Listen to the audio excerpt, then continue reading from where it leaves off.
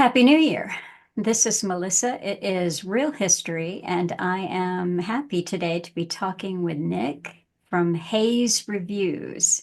Shared some of his talks, and he just covers some really great books and quite a few having to do with the roundtable groups, everything that kind of ties in a way that is complementary to Quigley and Tragedy and Hope. And so Nick, hello, how are you? I'm doing very well. Very much looking forward to today's conversation because this really was a wonderful book. But Yes, it's good to it be here. it was good. So we decided we covered Aldous Huxley's Brave New World last month, and we decided I've had some docu-camera issues, so I'm just going to hold it up. This is Brave New World Revisited, and I said I had read Brave New World, but I hadn't read Brave New World Revisited. And as it turns out, that wasn't true. I have read it. This is where I have joint my notes and Alan's notes, and there's even notes in here where I'm telling him where to read, like for a recording, start here and stop here. But I have the feeling that I may not have read it, cover to cover, but I just went in looking for specific things for Alan. And so it was good to read it methodically. And it's not a long book, it's just about 200 pages. It's a quick and easy read, but it's just full of the agenda. And Nick and I were going to have dueling document cameras, but for whatever reason, the Zoom he is graciously hosting us on isn't letting me flip back and forth easily between the two of them. Some little glitch in the software, I think, of my document camera.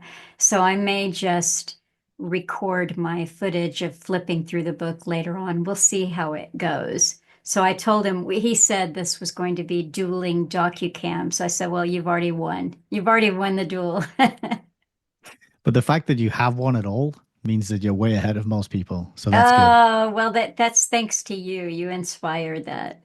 So if you want to just dive right in, I think you had some good ideas. You said it's only 12 chapters and we can go, you know, chapter by chapter and give some highlight quotes. You were, I have to say, impressed by all my tabs.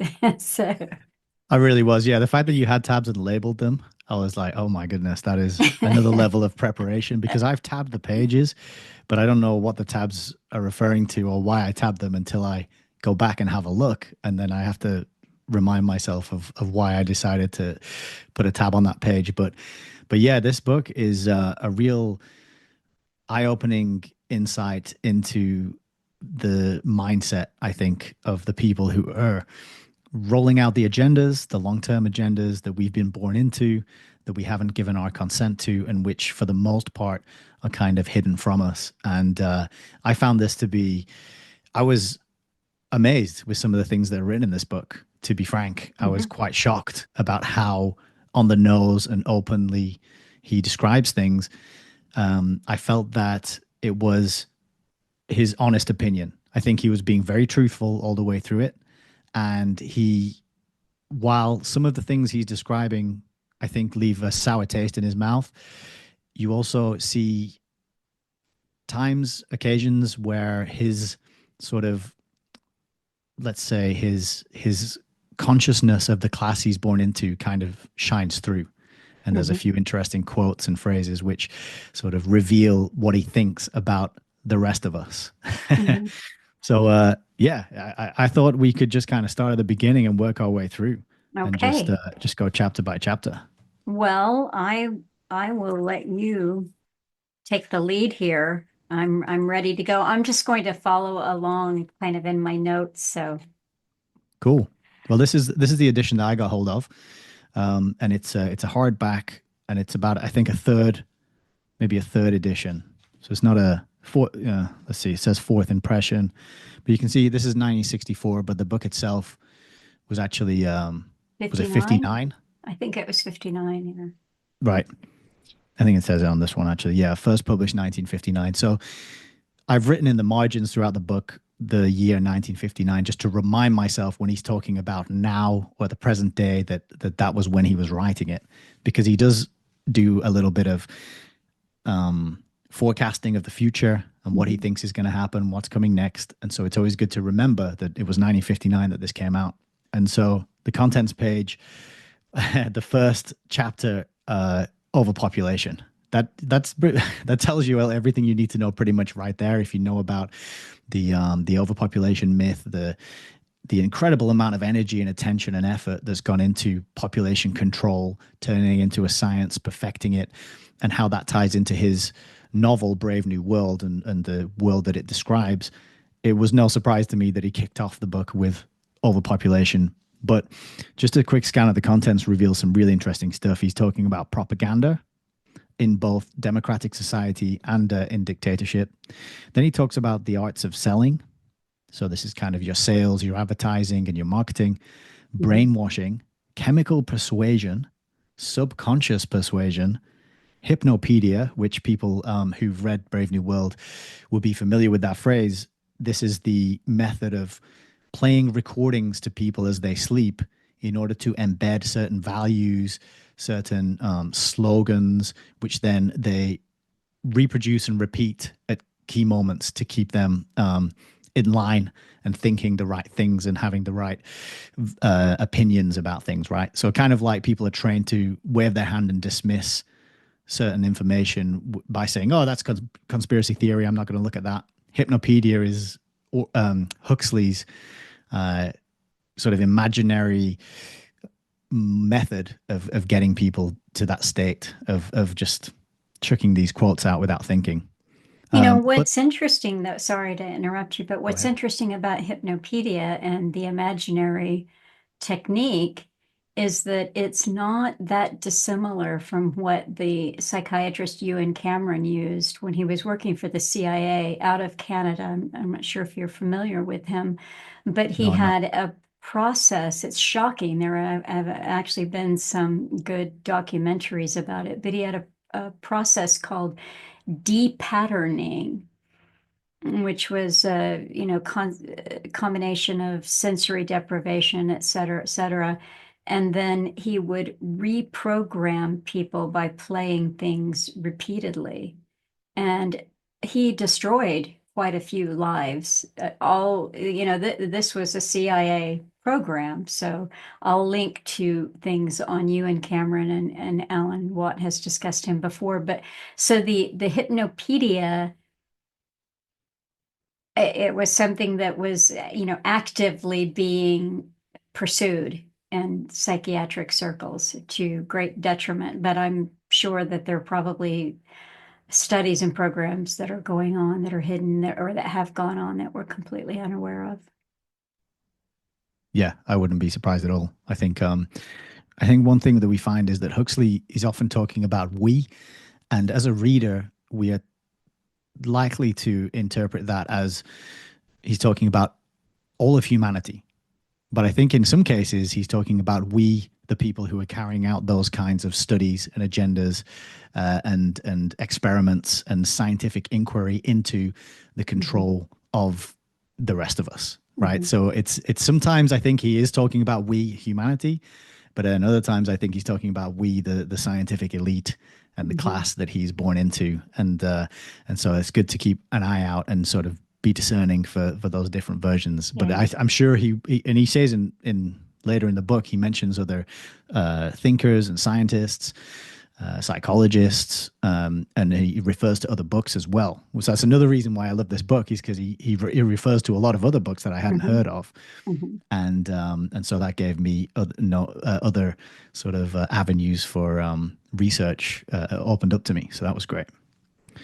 But yeah, so we've got a great list of contents here, lots of topics that'll be familiar to anyone who's interested in researching the kind of things that Alan Watt talked so much about in his shows, as well as some of the topics that I've talked about on the book readings that I've done. Very familiar list of a very familiar menu of topics and subjects, I would say. Mhm. But it's just quite a short book, 151 pages. And we can start with the foreword, which is only 2 pages long. But what stood out to me in the foreword is how he talks about simplicity versus truth. And he's saying you can't really encapture the full truth of a thing because it's such a big subject and so complex that you have to do a certain amount of simplifying, which means you have to do a certain amount of editing and chopping things out and leaving things out. But he says, nevertheless, he's going to do his best to get to concentrate upon the essentials of a situation. And then he says, in this way, he's going to tell you a lot more than the dangerous quarter truths and half truths, which have always been the current coin of thought. It's an interesting way to start off the book. He's sort of saying, yes, it's a short book, and it's not going to go into all the nitty gritty and the ins and outs of everything that I'm talking about, but it's going to give you enough of the gist of things. And I think it's really true that he mentions that. It's what he gives you here. If more people could read this book, I know as a sort of introductory book to, the quote unquote elite, the way they think, what they're trying to do in the world, it's hard to think of a better book, I think. That's true. And what he says is the subject of freedom and its enemies is enormous. The implication being that that's the subject and the topic of the book. So he's actually talking about freedom. He's talking about what leads to freedom and what leads away from freedom. And that's what I was most surprised at when I was reading through this, is that he gives some really accurate, he shows that he has a very accurate understanding of true human freedom, what it looks like, and how it's being basically destroyed and eradicated pretty much. And that was 1959. And look how much further we've come at this point. So topic of the book, freedom and its enemies. Then he says, finally, and on the last page of the foreword, he's talking about what he leaves out of the picture. He says, omitted from the picture here, he actually doesn't discuss the weapons and gadgets which have so powerfully strengthened the hands of the world's rulers against their subjects. So just interesting here that he admits the world is ruled, and the people who aren't, if you're not a ruler, then you're a subject.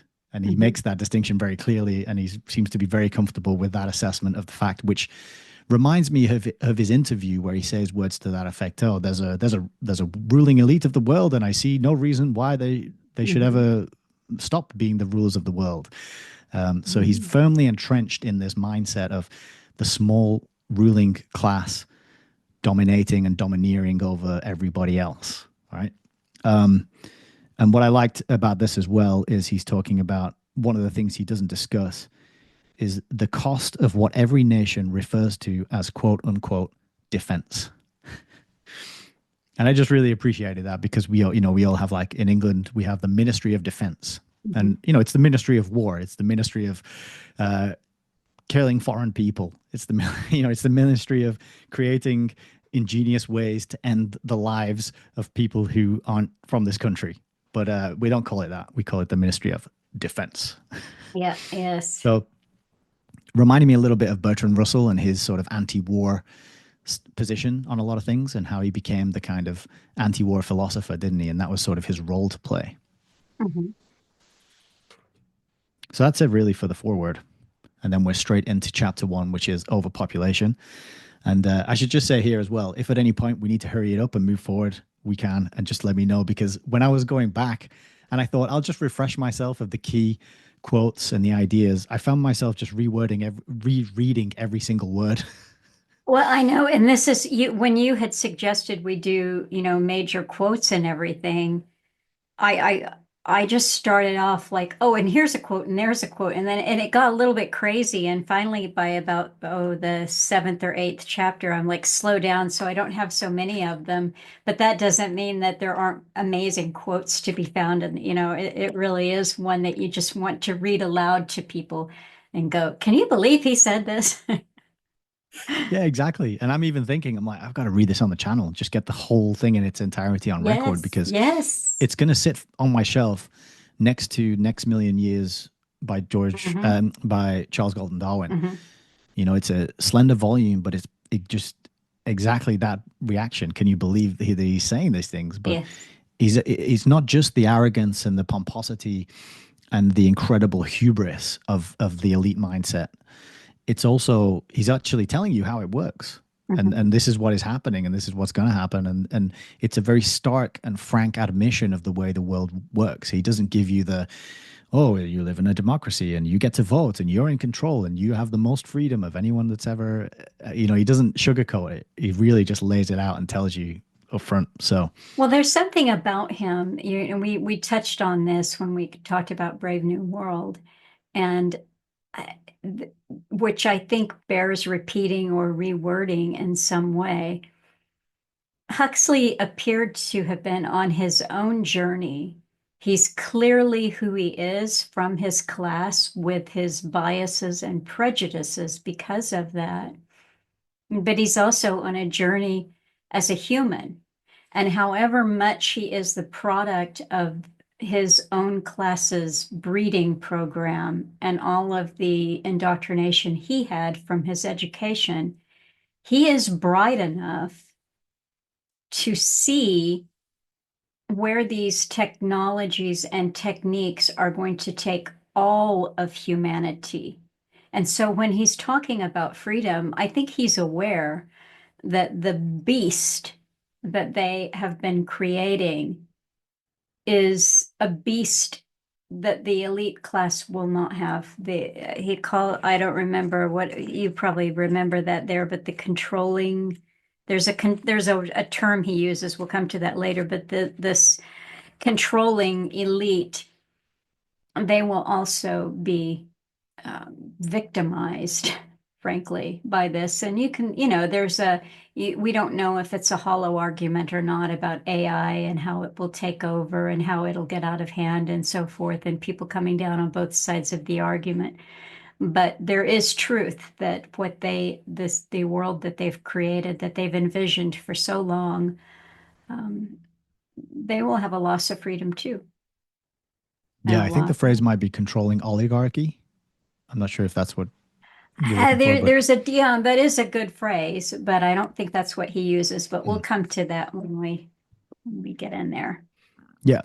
So he starts the first chapter on talking about how when he wrote Brave New World in 1931, he was describing the completely organized society, the abolition of free will by methodical conditioning, the servitude made acceptable by regular doses of chemically induced happiness, and how Brave New World is a place where perfect efficiency left no room for freedom or personal initiative.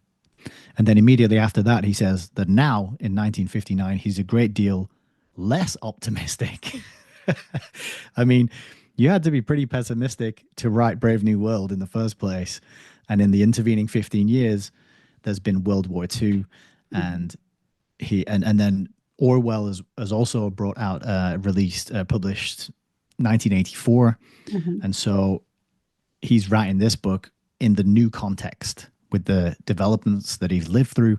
And he's saying he's much less optimistic than he was when he wrote the Brave New World, which is quite so that gives you an idea of the sort of content of the book and what he's going to be revealing and forecasting and describing for the future. Because he says here that in 1959, he says, even in countries that have a tradition of democratic government, freedom and even the desire for freedom seem to be on the wane. In the rest of the world, freedom for individuals has already gone or is manifestly about to go. Right? So it's quite a stark thing to say. But I think it would suit the mood of the times very well. It makes sense to be feeling this way this time in history. And then he goes on to describe how what has been learned is that it's much more effective to keep control of people by rewarding the behavior you want instead of punishing the behavior that you do not want. And this is the idea of killing them with kindness. And this is why you see that in his novel, people are given lots of pleasurable, happy experiences. They're always comfortable. They can always have an instantaneous hit of soma whenever they like. They play games in their free time. No deep thinking, no consideration of the more profound questions about life and where are we from and who are we and where are we going. It's all instantaneous, instant gratification, of joyful pleasure in the moment. And that's what he's saying is this has been figured out. And this, I thought, reminded me, at least, reminded me of Pavlov and his work. He says that government through terror works on the whole less well than government through the non-violent manipulation of the environment and of the thoughts and feelings of individual men, women, and children. So I thought this manipulation of the environment was quite an interesting phrase, because I think quite often we don't consider our environment as having been manipulated. But the fact that there's televisions and the streets and the street lights and the supermarkets and the cinemas, all these things are manipulated, designed, and given to us. We don't really participate so much in the creation of our own environment. We don't tend to build our own homes. I say we, at least where I'm from, the houses are already built. The infrastructure projects that we have in our towns and cities are built by someone else for us. We're not that involved in the creation and the design of our environment. And that phrase stood out to me as I thought the environment really has a massive impact on the behavior of the organism in the environment, doesn't it? And so when you're living in this totally artificial environment that's been created by other people, it's going to have a major impact on the way you behave and how you act and what you do in your life. So that was quite a curious phrase that I hadn't thought about that. I always think of the manipulation as being a direct manipulation of our mind or our mindset or our worldview or our behavior. I hadn't thought about that layer of guiding our behavior by but it makes perfect sense, right? Because here in England we have traffic lights and we have crossings, and you have to stop and wait for the little green man, and then you go, and then the red light comes on and you stop. And whereas in places that I've lived before, such as Cambodia or Vietnam, where the traffic control system is non-existent, everyone's just going, it's this chaos, but it works somehow. There's streets over there with a constant flow of mopeds and cars going down it. And the only way you can cross is if you just start walking into it and you choose your pace and you go in a straight line and you maintain your pace, and all the traffic just goes around you as you make your way across the road. And that's the only way to get through it. So it's this idea that he'll talk about a little later on, actually, which is the organization and the desire to organize everything and control it and plan it and say when you can go and when you can stop, that is so detrimental to the well-being of humans. But I'm kind of getting ahead of myself a little bit. Yeah, he compares 1984 as the society controlled by punishment with his Brave New World, the society controlled by reward. And then he goes on to talk about impersonal forces. So this was quite curious to me, and I did a little question mark. He talks about there's impersonal forces which seem to be pushing us all in the direction of the brave new worldian nightmare. And I thought that's interesting, because I thought this was all being done deliberately by his friends, relatives, maybe his class of people.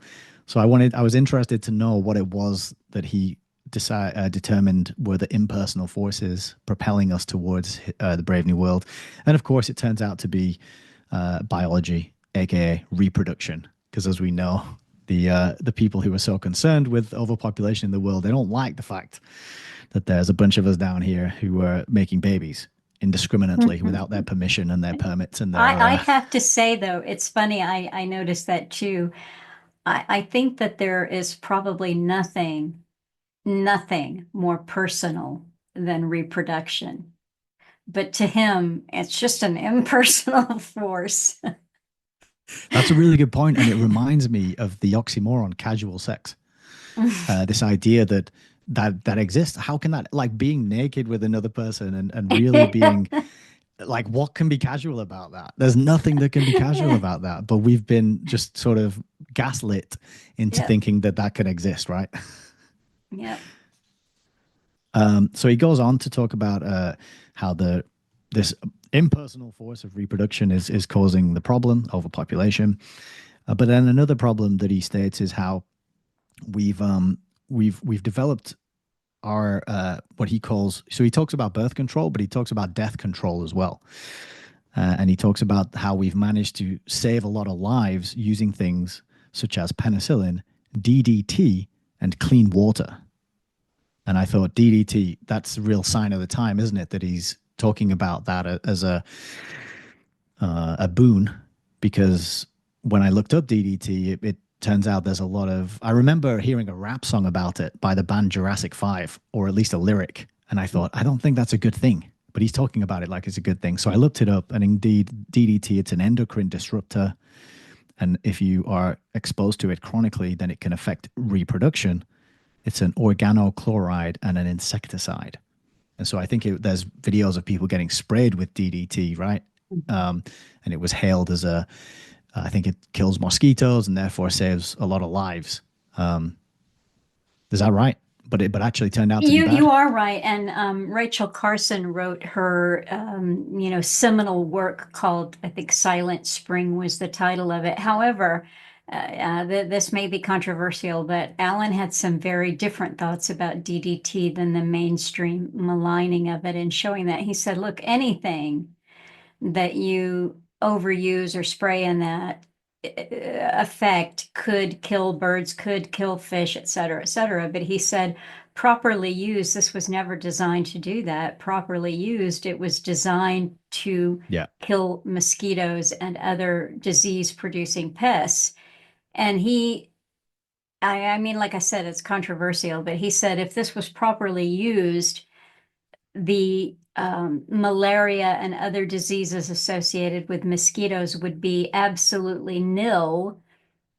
That would bring the African populations up to a healthier standard of living. You see what So at a time when the environmental movement was really taking off, you had books like Silent Spring, and you had all this outrage, and you saw, as Alan said, the same dead fish and the same dead birds shown over and over and over again. But so just food for thought. Yeah, excellent. And I've heard I've heard a similar ideas about the book Silent Spring, which I haven't read, but Uh-huh. I've heard people say, oh, it's a must read and quite a um, it was the first of its kind. But then other people sort of saying, oh, well, it's a little bit overblown, maybe over exaggerated the dangers of things, and a little bit on the side of propaganda itself. But as with anything, what's the phrase? The the something like the poisons in the dose or something. You can kill yourself with water, but you can't but you need water to survive. If Right. so, it's about the amount, using it responsibly, accurate, using it properly. Makes a lot more sense to me than just the outright this thing is terrible. But again, it's that dialectical black versus white type of thinking that Mhm. is so powerful and that is so alluring and tempting to many of us, isn't it? Just to get us falling into that Oh, it's good or it's absolutely. bad. I read Silent Spring years and years ago, many years ago, and I of course fell in line with that. Oh, this is terrible. But as you take in more information, then you realize that this might have been part of an organized release of information that was to have us thinking about the environment in a different way. Hmm. There's good stewardship of the environment. There's no doubt about that, proper stewardship. But typically, that's not what these characters, they're all just chewing their knuckles over these impersonal forces called reproduction. Well, this page here has a very important quote, which I think gives you an idea into what Huxley's view of the rest of us was, where he's talking about the differences between death control and birth control. And he says, death control can be provided for a whole people by a few technicians working in the pay of a benevolent government. Birth control, on the other hand, depends on the cooperation of an entire people. It must be practiced by countless individuals from whom it demands more intelligence and willpower than most of the world's teeming illiterates possess. So yeah, when you're toing and froing, like, is he on our side, like trying to reveal the plans of the elite, or is he part of them and just telling us how it is and how it's always going to be? That phrase, that the world's teeming illiterates, kind of gives you an insight into what he really thought about the those outside of his own class, I think. Yeah. Yeah. Just a bunch of anchovies. So then he goes on to talk about how the increases in population and how fast it's going up, and how public health is getting in the way because it's making more people live. But he doesn't provide any references and sources. But you know, he provides a lot of references in other parts of the book where he mentions authors and he quotes passages from their books. Mhm. But for this little bit about how quickly the world's population is going up, he doesn't provide any. He doesn't even mention. I guess was this before limits to growth? This might have been a few years before limits to Yeah, and growth, limits to growth, I think, was 72. right? But then we've got Huxley, we have Charles Galton Darwin, and I think Bertrand Russell as well, all seeding that idea of overpopulation as a problem, as the main issue, right? From so it goes back. So there's a whole part about how quickly how slowly the population used to rise and now how fast it's going. And he says on page 17, the population problem has not been solved. On the contrary, it is becoming graver and more formidable with every passing year. It is against this grim biological background that all the political, economic, cultural, and psychological dramas of our time are being played out. And I underlined that because I thought that what's really important is for anyone who's trying to understand the dramas of our time, it's really important to know that the people running the show or trying to run the show have this view of the world's teeming illiterates and the necessity to manage them and domesticate them and keep them in line and in check and the population at a manageable level, right? It's this kind of arrogance of we are the managers of the rest of humanity. Mhm. So I thought he's actually right there that not it's not the fact that the number of people is a problem. It's the fact that they're obsessed with the number of people and trying to get it all under control that you need to bear in mind when you're looking at how things pan out, whether it's wars, whether it's economic hardships or difficulties or crises. And he does talk about the importance of crises in a later chapter. So then he goes on to say here, the masses. The masses of mankind, so far as the masses of mankind are concerned, the coming time will not be the space age. It will be the age of overpopulation. So he's really hammering the nail home in this opening chapter. He says that if we don't solve the problem on page 19, it will create conditions in which individual freedom and the social decencies of the democratic way of life will become impossible, almost unthinkable. So again, it's that interesting that he talks about individual freedom, and he does mention it in a few places, and I think it's kind of this obsession with trying to control people and manage everybody and hook everybody into a scientific system of control that is causing individual freedom to be under threat. So quite honest and open about things. He goes on, let's see. He talks about a little bit about the nature of power on page 21, saying that even those who have not sought it but have had power forced upon them tend to acquire a taste for more power. So he's kind of giving us again another insight into the mindset of the elite and how once they've got it, if you're, he's talking kind of about himself a little bit here. He's born into it. A lot of the children of these elite families, I suppose, get sort of power forced upon them to an extent because they're born into these families, given a certain worldview and education, and then sort of told you've got a responsibility to keep this going, right? Mhm. And then they'll tend to acquire a taste for more and want to entrench and keep that power. And it reminds me a little of what Alan used to say, which is that to get into that big club, you would have to build and maintain wealth and then hold on to it for a few generations, which makes a lot of sense to me that that would be the kind of price of entry. And so making sure that your offspring and progeny would then carry on playing the game and furthering the plans that had been put in place that before they were born would be really a really critical part of keeping and maintaining that power. It's funny that you highlighted that because this morning I was thinking about, the stresses of life, how you pay your bills and big bills that come and these things crowd in on your creativity and your intellectual headspace, so that you have time to research and think about other things. And I was reminded that Alan told us, he pointed out that scala, the word for scholarship in school, came from the word leisure. It was the leisure class who had the time, and the leisure class is the wealthy. They have the time to do whatever pursuit they want to do. And so they can, they can think about atoms and, whatever else they want to think about.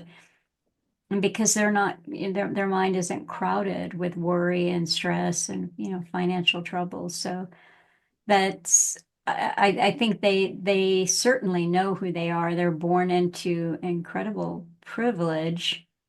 And another thing that Alan pointed out about this class of people, I don't know if you've ever heard him say this, but H.G. Wells was not born into this class. His mother was a housekeeper for very wealthy people.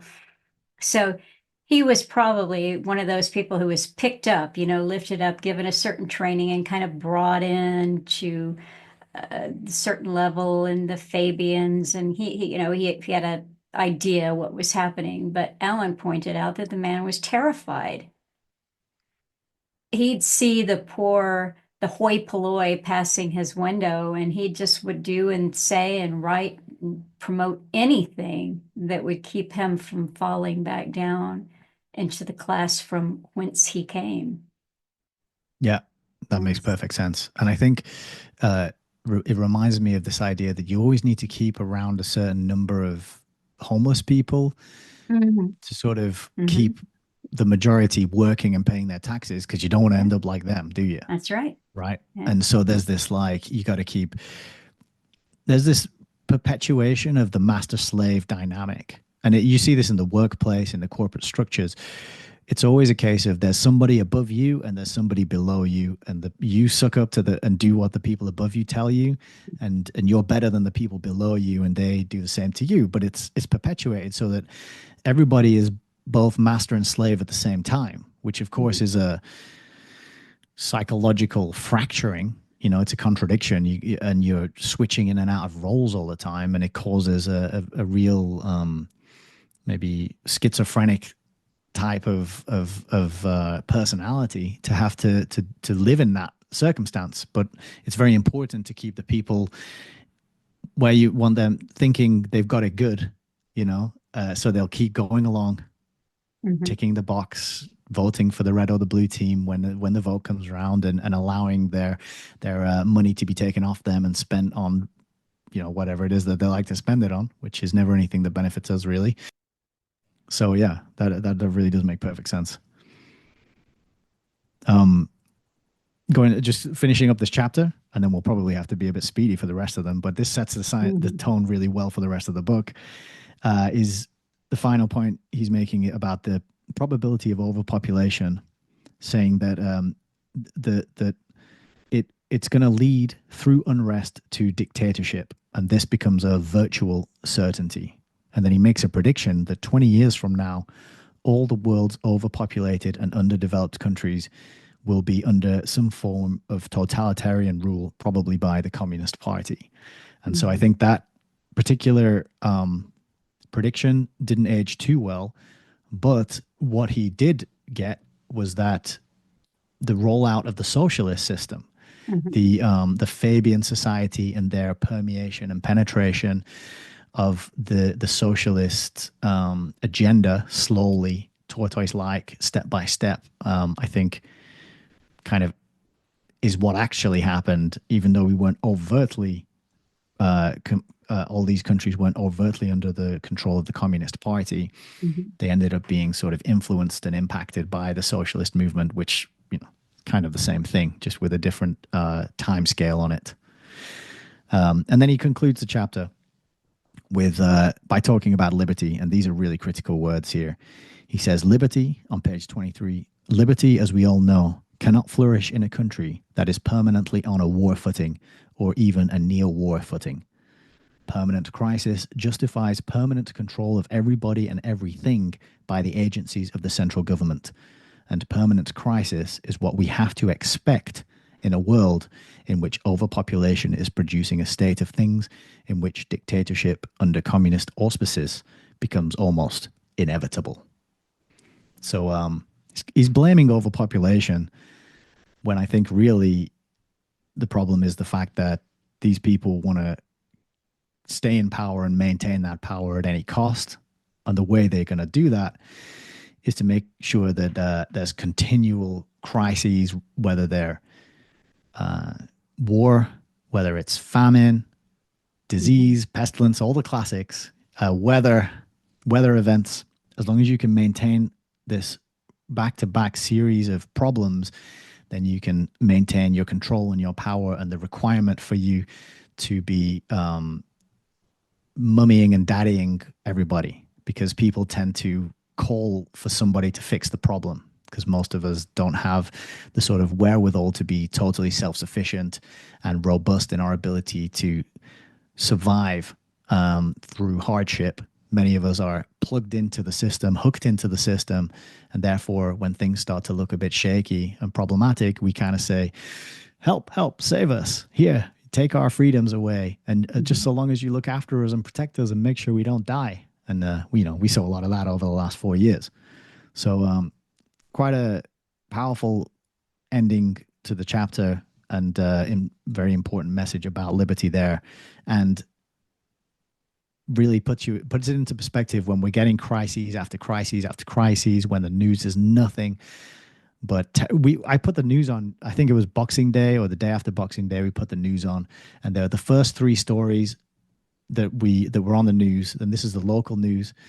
The first one was a hit and run that led to the death of two people, I think.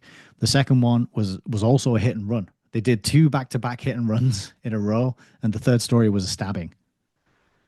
And it's just kind of like, stay indoors. It's dangerous out there. Everyone's, just real fear mongering, real a message of be scared, be insecure, be worried all the time. And so keeping people permanently disheveled and uncomfortable and scared and fearful because of these back-to-back crises is a tactic. And it's a tactic to reduce liberty and make sure people don't have any of it.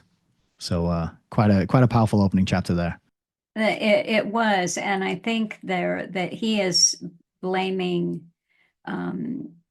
overpopulation, but I would say that I think overpopulation is probably as made up a problem as climate change.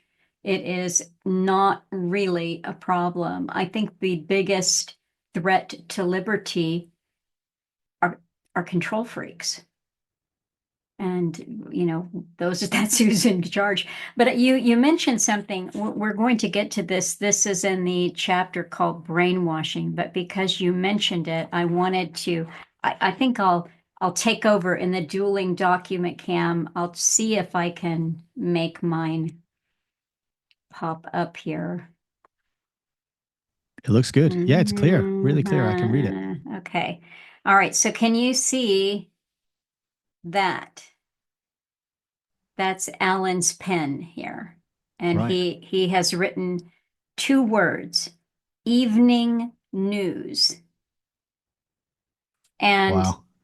this isn't, because you're saying the stay indoors, you've got the two hit and runs and a stabbing. And we'll come back to this, but they're talking about the technique of brainwashing and propaganda. And it says they prove, for example, that Hitler was quite right in maintaining that mass meetings at night were more effective than mass meetings in the daytime. During the day, he wrote, man's willpower revolts with highest energy against any attempt at being forced under another's will and another's opinion. In the evening, however, they succumb more easily to the dominating force of a stronger will. So I thought that was interesting. Well, if you want, we can just try this out. I'll pop back here to overpopulation and just get a couple of things. You already said that the punishment that reward was better than punishment as incentivization. And I just made the note that this is social engineering. And you read a little bit there about the Brave New Worldian nightmare, and that you gave this quote: "This impersonal pushing is being consciously accelerated by representatives of commercial and political organizations who have developed a number of new techniques for manipulating." Allen's note in the margin is NGOs. And that is very much how so much of these techniques of control come into place. And I think that that is kind of it. Now, if we can we see this clearly? Yeah, it looks really I'm good. okay, good. I'm in Quants chapter 2, which is quantity, quality, and morality. And he's talking about the creation of different types of people in his Brave New World fantasy, as he calls it, and down to the creatures that were almost subhuman, but they were capable of performing unskilled work. And this is just a political aside of a brouhaha that occurred over the weekend, but Musk and his Doge sidekick, Ramaswamy, I guess Musk tweeted something like he was going to go to war, and it was very crude what he said. And over these H-1B visas, which is allowing skilled people, because remember, Trump's platform has always been, first time he ran and now, closing the borders and sending illegals home and everything. And so Musk said he'll absolutely go to war to keep the H-1B visa people here in the country. This is what they call skilled labor, educated labor. And I was really reminded of this quote here. The creatures finally decanted were almost subhuman, but they were capable of performing unskilled work. And when properly conditioned, um, detentioned by free and frequent detention, like having their tension removed by free and frequent access to the opposite sex, constantly distracted by gratuitous entertainment, and reinforced in their good behavior patterns by daily doses of soma, they could be counted on to give no trouble to their superiors. And I thought of that section when the whole H1 B visa thing blew up on the weekend. I thought, well, that's what they're doing. They're bringing in the skilled labor from other countries, justifying it.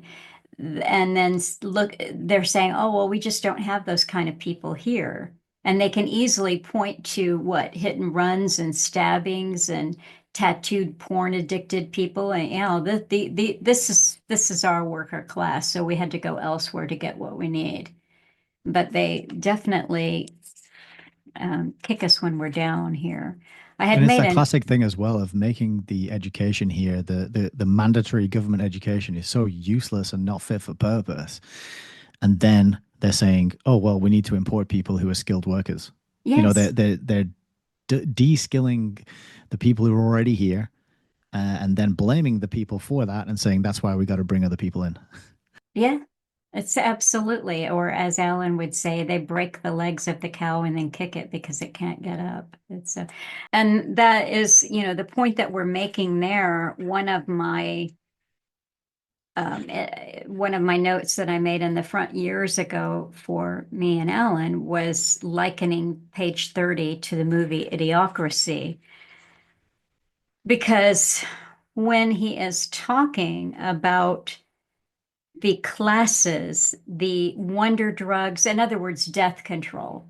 We have inadequate birth control, but we have adequate death control, and that is allowing what he called the teeming illiterates to breed. And of course, if you are able to step back and see it from their point of view, as was humorously and sadly shown in the movie Idiocracy, that's exactly where they have us, where we're, one could argue since they've broken the legs of the cow and kicking us, that positive eugenics would be a good thing. So Well, doesn't he open this chapter as well with an admission that in the book, at least in Brave New World, he says eugenics and dysgenics were practiced systematically. yes. And I think a lot of people, at least myself, when I was learning about eugenics, it took quite a while before somebody said to me, eugenics and there's eugenics and dysgenics. They're two different things. Because I always thought of eugenics as something to do with, well, just I associated it with World War II and the tiny mustache man and everything that he got up to during that time, getting rid of people that you didn't want. But actually, eugenics means like the uplift and the improvement of the genes and the genetic stock. And dysgenics is the disruption and the interfering and the down regulation of the genetic stock. And so what we were just talking about, what Alan said about breaking the legs of the cow, that is the dysgenics. That Mhm. is the making sure that the wrong class of people never rise up and get too much intelligence or ability or skill or awareness or Mhm. knowledge or wisdom, and making sure they don't get any of this stuff by handicapping them, giving them bad information, giving them entertainment, taking away their ability to think critically and logically. That is a process that's going on, and he admits the dysgenics. He says in the book, eugenics and dysgenics were practiced systematically, but then he says in this chapter that in my book, it's on page 28. He says in the rich, industrialized, and democratic society, owing to the random but effective practice of dysgenics, IQs and physical vigor are on the decline. Mhm. I didn't have my book come on there, but there it is. Random but effective practice of dysgenics. Yes, That yes. was one of the quotes that really, I was like, what? He's just telling you that it's happening. It's being The done. the other thing that's right in there is that I'll switch over to document. Well, before I do that, I just wanted to say that Tiny Mustache Man got his ideas from the British Eugenics Society and the American Eugenics Society.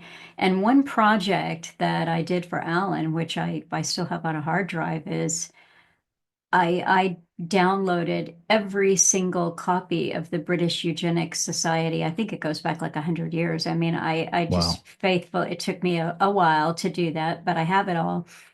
And then I found what I could from the American eugenics. But you saw these Better Family magazines where it showed the, impossibly beautiful husband and wife and their two children, or maybe three, but usually two, who were just so, gorgeous and, they were perfect. And this is showing you the right way to breed up eugenically. And all of these ideas were heavily in practice, both dysgenics. I mean, the US, I don't know if you're aware of this, but the US was practicing sterilization on the undesirables into the 70s. Terrible. So, It's unbelievable. yeah. And I may Well, be wrong about that, but I'm pretty sure that people were still being sterilized in the 1970s. Well, I think we get an insight into the mindset of people who would go along with that and carry it out. Because he says down here on page 29, because this chapter is all about, he's saying we get the double whammy of the problem is that we're getting more people while at the same time churning out people of lesser and lesser quality, let's Mhm. say. And he says here, what about the congenitally insufficient organisms? Not Mhm. human beings, not people, not men and women and children, the insufficient organisms whom our medicine and our social services now preserve so that they may propagate their kind. Mhm. What, yeah, to help the unfortunate is obviously good, but the wholesale transmission to our descendants of the results of unfavorable mutations and the progressive contamination of the genetic pool from which the members of our species will have to draw are no less obviously bad. Yeah, just so pretty stark admission there, and window into the mindset of this sort of technocratic scientific cast. Yeah, it's cuddly. It's a cuddly mindset. Warm and fuzzy. They just love us so much. This is a point I don't remember if I do think this is one that I actually played as a redux a few weeks ago. I was listening to so many and I don't remember what I settled on, but I think this one came up where Alan was sitting in for a host and he took some phone calls and one person wanted to have an argument more or less about dysgenics versus eugenics. And Ellen wasn't having it because the argument wasn't even being raised correctly. And when the man hung up and they went to the commercial break and then came back, Alan said, "No, no, that somebody like this is just revealing that they're really a eugenicist." And he said, people that want to give you the good argument for eugenics and the reasons why dysgenics might be useful, et cetera, et cetera. He said, what they can't wrap their heads around is they're not going to be picked. So, Yeah, yeah. it happens so often that the people who support and advocate for these plans and schemes, they're the ones who are going to get like lined up against the wall first, Yeah. because they're the ones who are willing to do the dirty on Mm-hmm. the culture and the society that they've been born into and grown up in, and so they can't be trusted, you know. No, So once you've got them to exactly. do Yeah. your bidding, then they're the first to go. You got to get Yeah. rid of them. Yeah. They are, I mean, Bezmenov talked about that beautifully. Useful idiots are indeed the first to be eliminated. Well, I didn't really have any other key things marked off. I've got quite a bit in over organization and propaganda, but if you want to dive into chapter 3, which is over organization, that'd be great. Yeah, absolutely. Yeah, this chapter, this is when I really, the first two chapters, I kind of breezed through them.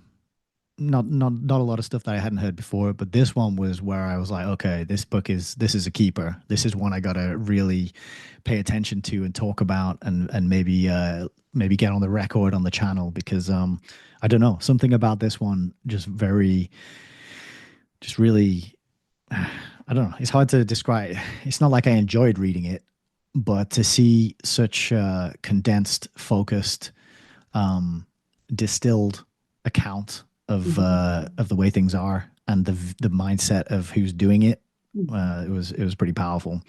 So so what he's saying in this chapter, which is entitled "Over Organization," he's talking about how the technological advances that we've enjoyed have these are one of the impersonal forces he talks about, right? Is the development of technology, which pushes us towards this tendency of organization over, and then too much organization squeezes out the individual, and the humanity from the individual, because it regiments and forces people to conform, and then become uniform eventually. Mhm. Mhm. So I thought, firstly, the thing that stood out to me was like, that's not an impersonal force. There's people designing and building this technology, and Mhm. there's people funding it, and there's technology that's being hidden and discontinued and taken away, right? So it's a very controlled, deliberate planning of what technology is coming through and is made available. I think a lot of people don't realize that the technology we have is not the cutting edge, best technology that is out there. It's the technology that's been authorized to be used on us, Mhm. Mhm. and it all serves a purpose, such as Mhm. the street lights. In England, we had these really nice incandescent sort of yellowish streetlights. And I remember them as a kid being in the back of the car, going home from visiting my nana or something, and I'd be very sleepy, and it was kind of a comforting place to be. I'm famous in my family for napping in the car, not when I'm driving, but if I'm a passenger, I'll be gone because I tend to just be very relaxed, the rhythm and the motion of driving, And I remember these incandescent yellow light bulbs. Nowadays, there are all these bright surgical white LED lights, the kind of lights that I use these glasses to filter out to make them a Mhm. little easier on the eyes, right? That's not because this LED, and we're told it's energy efficient. And maybe it is, maybe it does use up less energy, but the effect that it has on biology, the effect that it has on human well-being, not to mention I've heard that potentially information can be transmitted in this light as well, that can be received and picked up by our cells. Mhm. But so the point is just that the technology we have is being given to us for a reason, every aspect of it. And I think people don't realize that that is the case in a lot of ways. Mhm. So Mhm. back to the book. So what he's saying here in the introduction to this chapter is that most of humanity is facing the choice between anarchy and totalitarian control. And I underline that because I the I've heard Mark Passio talk about anarchy and define it as an, which is a prefix that means without, and archy comes from archon, which means a ruler. So the word anarchy can literally be broken down into without ruler. But it's so often associated with chaos and maybe gangs and violence and food and resource wars. But actually, just the technical, literal interpretation of the word can just mean without somebody ruling over you, that's a concept I like. I like the idea of no Yeah. masters, no slaves, right? Yeah, Alan has pointed out that same connection before, and it definitely makes you think differently about anarchy. Yeah. And so I don't know Huxley's use of the word or where he's coming from when he says this. He's probably coming from the chaotic, but it was an interesting admission because on one side of things, you've got the totalitarian control with the top down, rigid structure of rules and punishments and rewards. And then on the other side of it, you've got anarchy where there is no ruler. People Mhm. rule themselves, and we interact on a voluntary basis, and we get Mhm. things done according to what is needed with the people around us and the communities we are living in. And it's more decentralized, let's say. Mhm. So Mhm. I thought that was just interesting because it's kind of true that that is the situation we face, and part of the problem is most people are so scared at the prospect of having to rule themselves and be responsible for their own lives and the lives of maybe their children or their loved ones and their immediate family. They would rather outsource that to some sort of ruler, some sort of totalitarian controller, because then, it's a bit easier that way, isn't it? Oh, yeah. I mean, Bill Cooper would famously say that people will love socialism, love it because somebody else is in charge.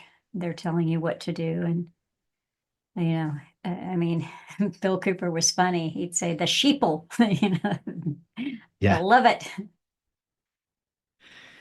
they can't get enough of it. Yeah, so then he refers to the blind biological enemy of freedom. That's our desire to procreate is a blind biological enemy of freedom. He says it's allied with immensely powerful forces generated by the very advances in technology. Then he goes on to say that the advances in technology, these advances are the fruits of moral and intellectual virtues for which one can feel nothing but admiration. So presumably he's talking about machine guns and submarines, nuclear weapons. I don't even know if he's being like ironic or sarcastic there, or if he genuinely thinks that. But that bit was that gave me a chuckle. Yeah. Well, and I also read it that we're supposed to see their moral and intellectual virtues and go, oh yes, yes, Thank you for your LED yes, streetlights. that's right.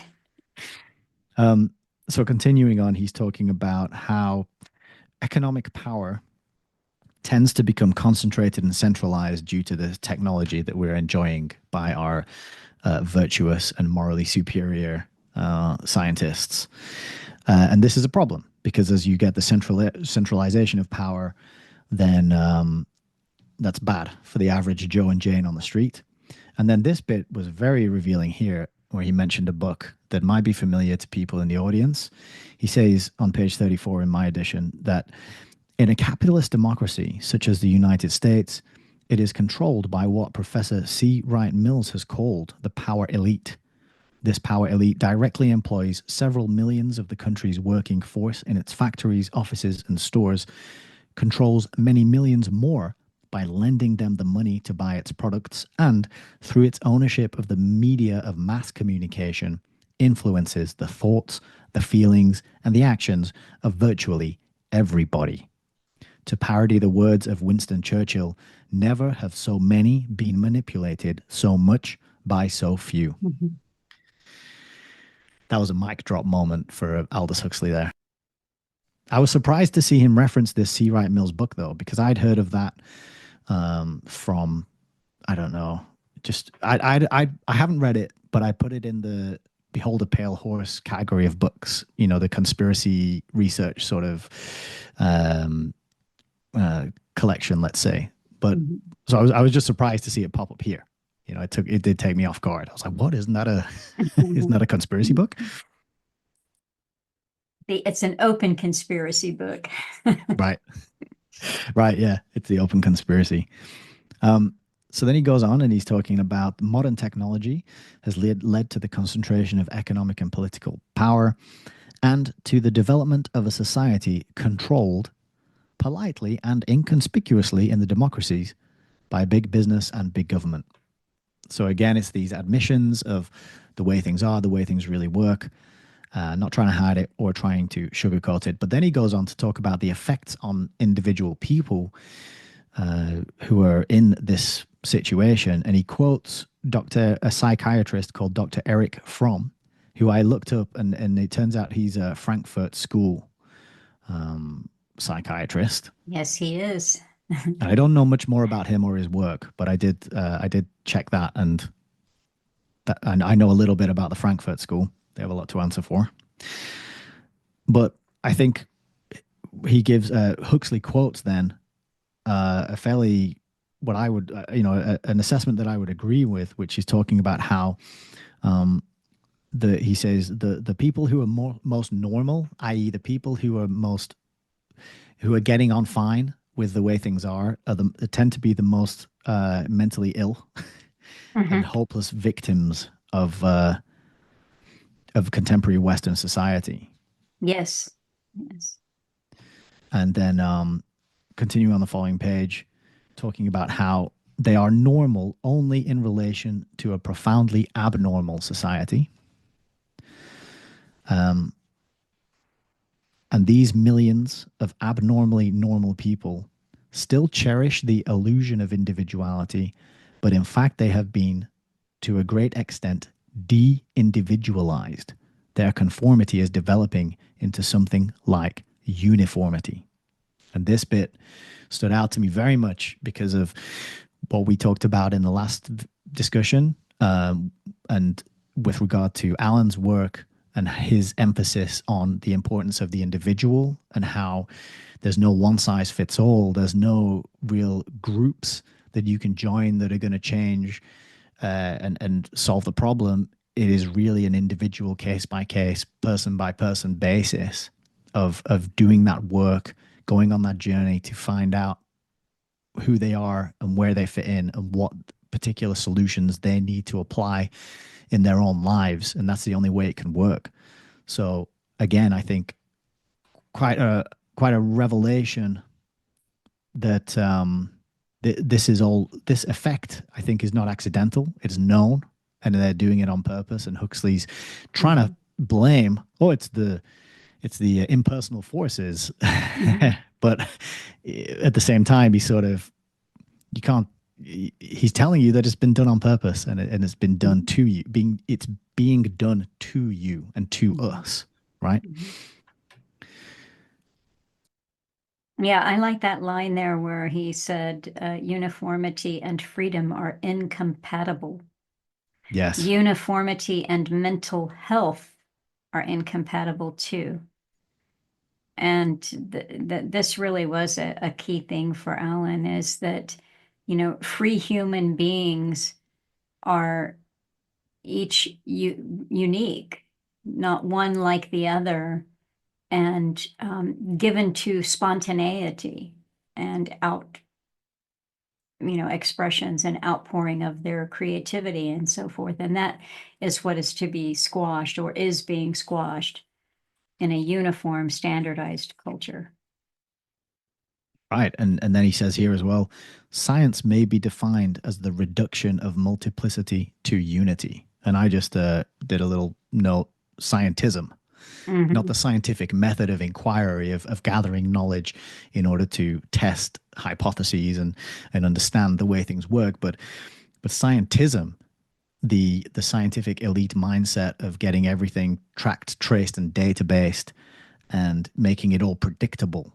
And the way you make everything predictable is by conforming it all to a certain set of rules and criteria and limiting the information available and manipulating people on the conscious subconscious levels so that you know what they're going to do. And that's what all the data collection and data gathering and the algorithms that are used, that's what all that is aimed at, isn't it? Mm-hmm. It's You know, getting that the unity and visual that I uniformity. get is a really neurotic with a net who catches butterflies and then pins them to a styrofoam block.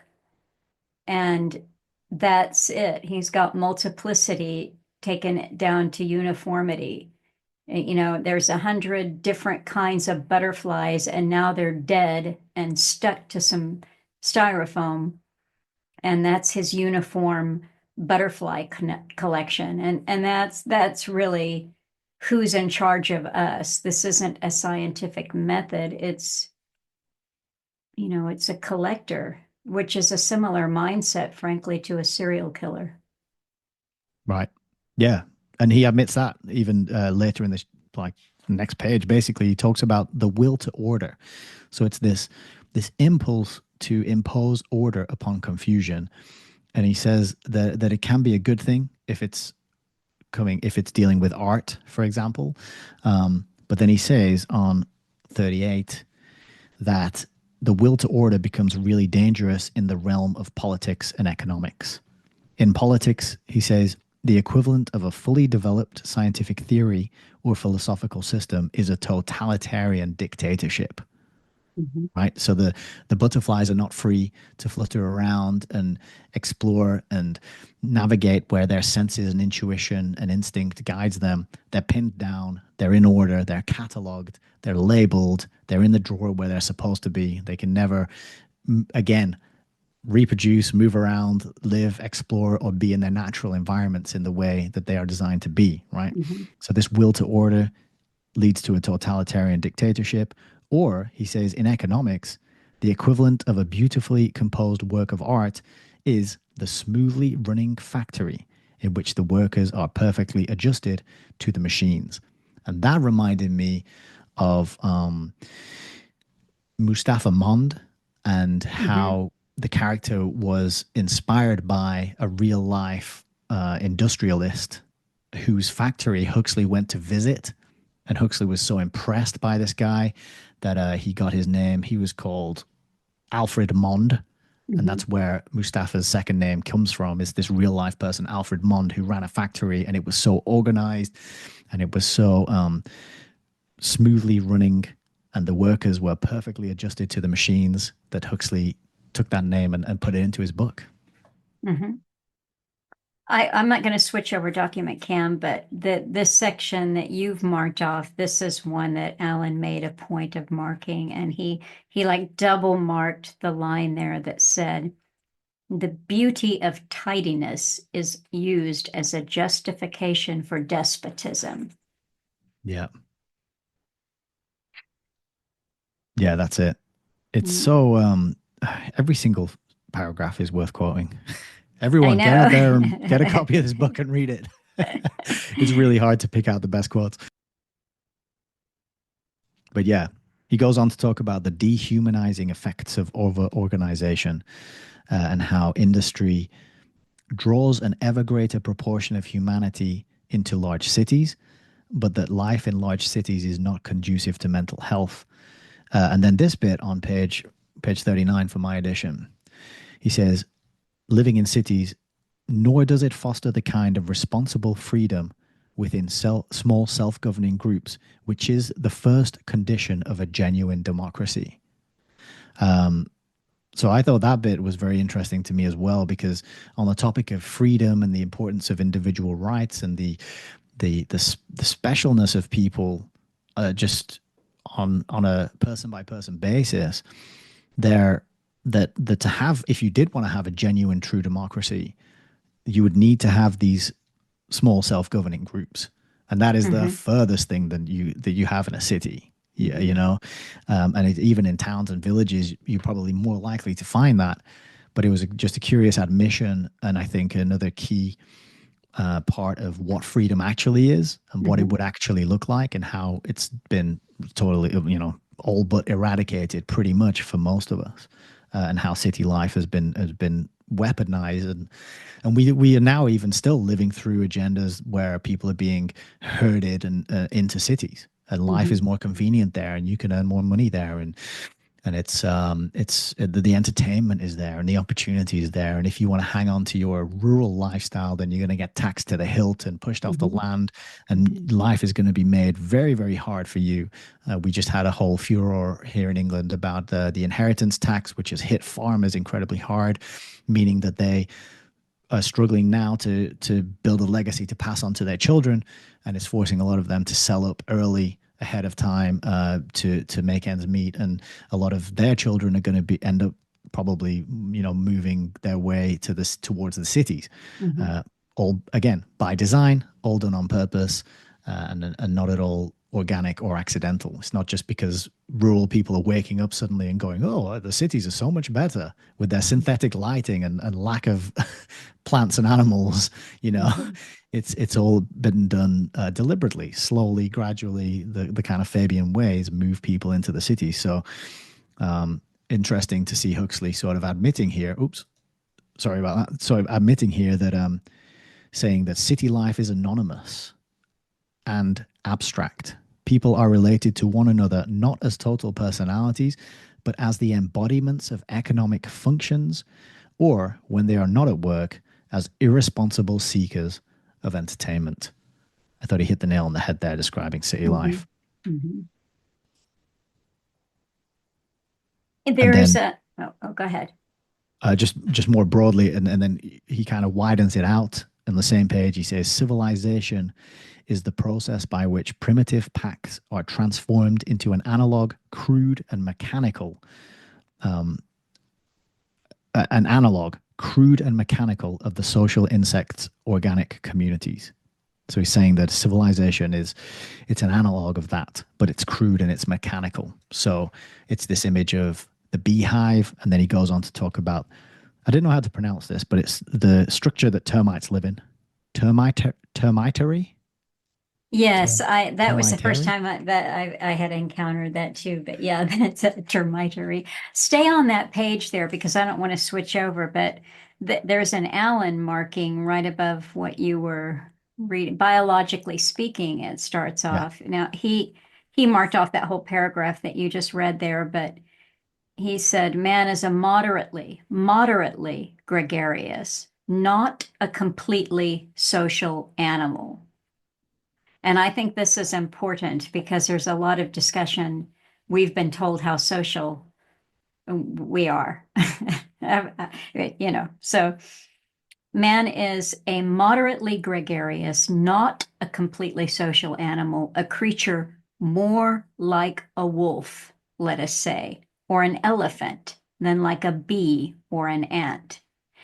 And this next sentence here, I think is just so good to think about, what were we original before? Because don't forget, cities are a completely artificial construction. In their original form, human societies bore no resemblance to the hive or the ant heap. They were merely packs. Yeah. And this speaks to something individual, innate to human nature. You even sometimes they describe a wolf as being a lone wolf. So the point, the concession he's making is that in a natural state or a more primitive state, what you have is the banding together of creatures that are more individual, you know, traveling in And a this pack. Yeah. this links back as well to what the was it the maybe the first chapter or the or maybe the foreword about the manipulation of the environment, Mm-hmm. Mm-hmm. where I was saying I hadn't really considered that as a way to um, influence behavior, but of course it is. Obviously, why do you want Absolutely. everyone in cities? Well, it's an environment you control and you designed, and they have to use the services and the infrastructure that you've put in there. And then once people are in there, you can continue to tighten the screws and enhance and change and design and alter that environment uh, according to your will and your desire. Versus if people had land and they were able to build using natural resources to grow food, to keep animals, to enjoy the connection with the earth and nature and the cycles of the seasons, then that is a much more healthy and suitable place for humans in there and what they are sort of biologically designed for, right? Absolutely. Absolutely. He talks here about the organization man and the social ethic. And this is interesting. He quotes William White in his book, The Organization Man. And you're right here because the Organization Man is another book that Alan quoted from several times in his different talks. But White shows that a new social ethic is replacing our traditional ethical system. So the traditional system was the system in which the individual is primary.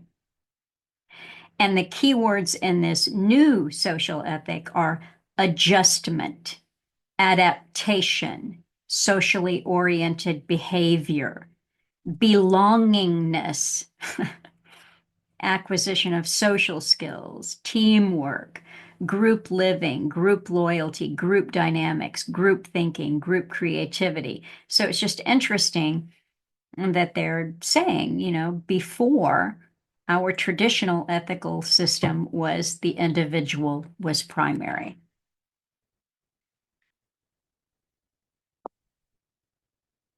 And all that stuff is the kind of the collectivism. It's Mhm. the supremacy of the group over the individual, and your obligation now to fit in and become Mhm. absorbed by the Borg. Mhm. Not absorbed, assimilated. Yes. I don't want to be making any Star Trek fans in the audience mad. Do you think that's it for this chapter, or is there any more to I found it.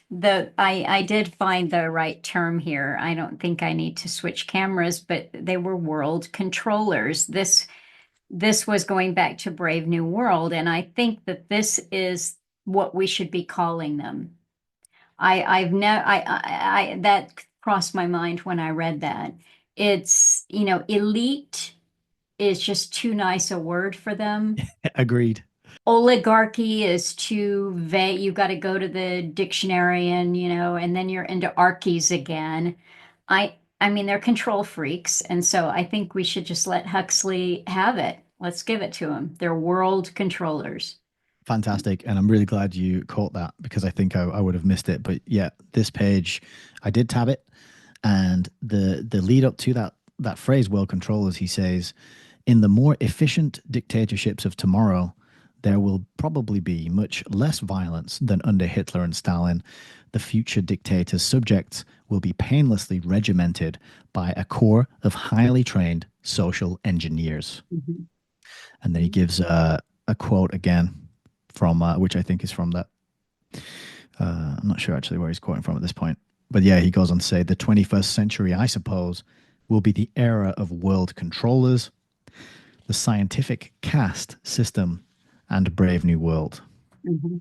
And then he asks, and then he asks quite a funny question here because he asked the question of who will guard the guards or who Yes, will yeah, engineer the yes, engineers, yeah, right? yeah. And he says the answer is a bland denial that they need any supervision. There seems to be a touching belief among certain PhDs in sociology that PhDs in sociology will never be corrupted by Of power. course not. And not one of them has ever fudged on one of their peer-reviewed papers. Never. Oh no, of course not. That could never happen. So can we, before we launch into the chapter 4, which is propaganda in a democratic society, can we break for a minute? And then we'll just Absolutely. come back. Oh, okay. I don't have as many highlights and tags for this next chapter. I've got a couple. If I can docu-cam this one and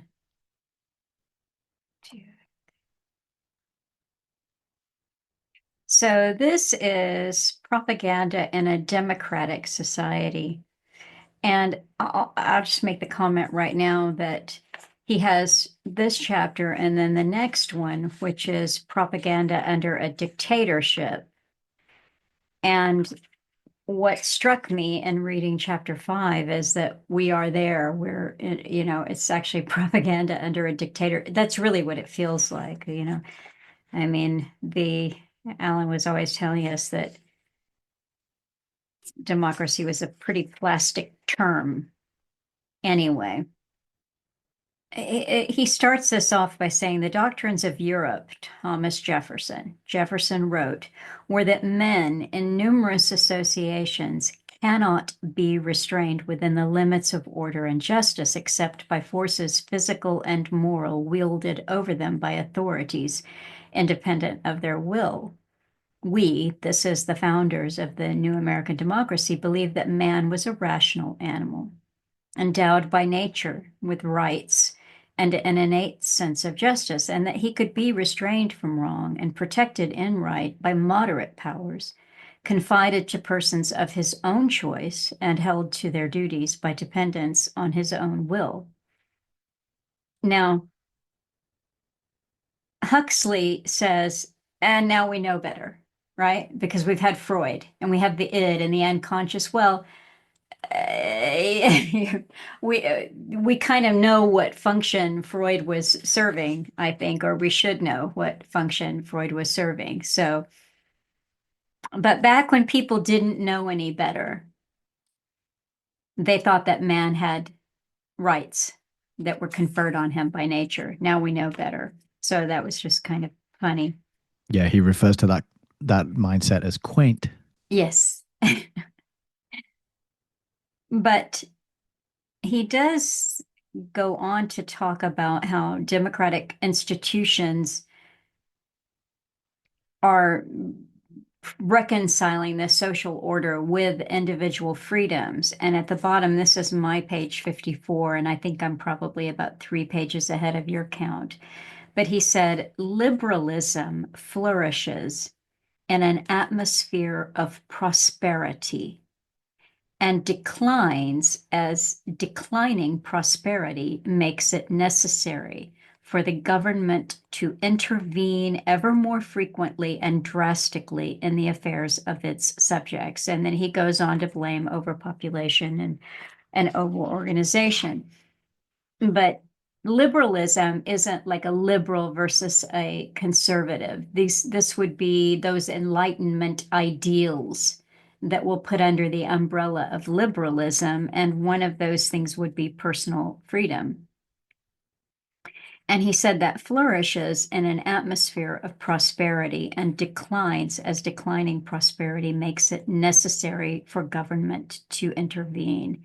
And I think what we've seen really since World War II are not impersonal forces, but actual agendas and techniques for making sure that that our prosperity declines, because this is part of the process of taking away individual liberties. So that struck me. I called it liberalism and poverty. And I also don't have a ton of notes in this section. Not that it's not interesting, it really is. It just didn't strike me as much. I guess to take his words, it was quaint, considering that, I now think we're under totalitarianism. So that's like, oh, that's quaint. Yep, I agree. But further down on my page 60, he writes, he's comparing the totalitarian East. So this would be the Soviet bloc. He said, in the totalitarian East, there is political censorship, and the media of mass communication are controlled by the state. In the democratic West, there is economic censorship, and the media of mass communication are controlled by members of the power elite. And I think that this is I think this is very true. Now that censorship is under the control of corporations, it's, who controls Facebook, who controls Google, who controls Twitter, because this is where the mass communication is really taking place. And so I don't think I need to read it. It is a good section on freedom of the press and universal literacy and so forth. But what he does say on my page 61, 60 going into 61, is that it was a given. I think I'll just read this little bottom section here. In regard to propaganda, the early advocates of universal literacy and a free press envisaged only two possibilities. The propaganda might be true, or it might be false. They did not foresee what in fact has happened, above all in our Western capitalist democracies, the development of a vast mass communications industry concerned in the main neither with the true nor the false, but with the unreal, the more or less totally irrelevant. In a word, they failed to take into account man's almost infinite appetite for distractions. And I think this is true. He goes on to describe the kinds of dramas that you are given, or the kinds of,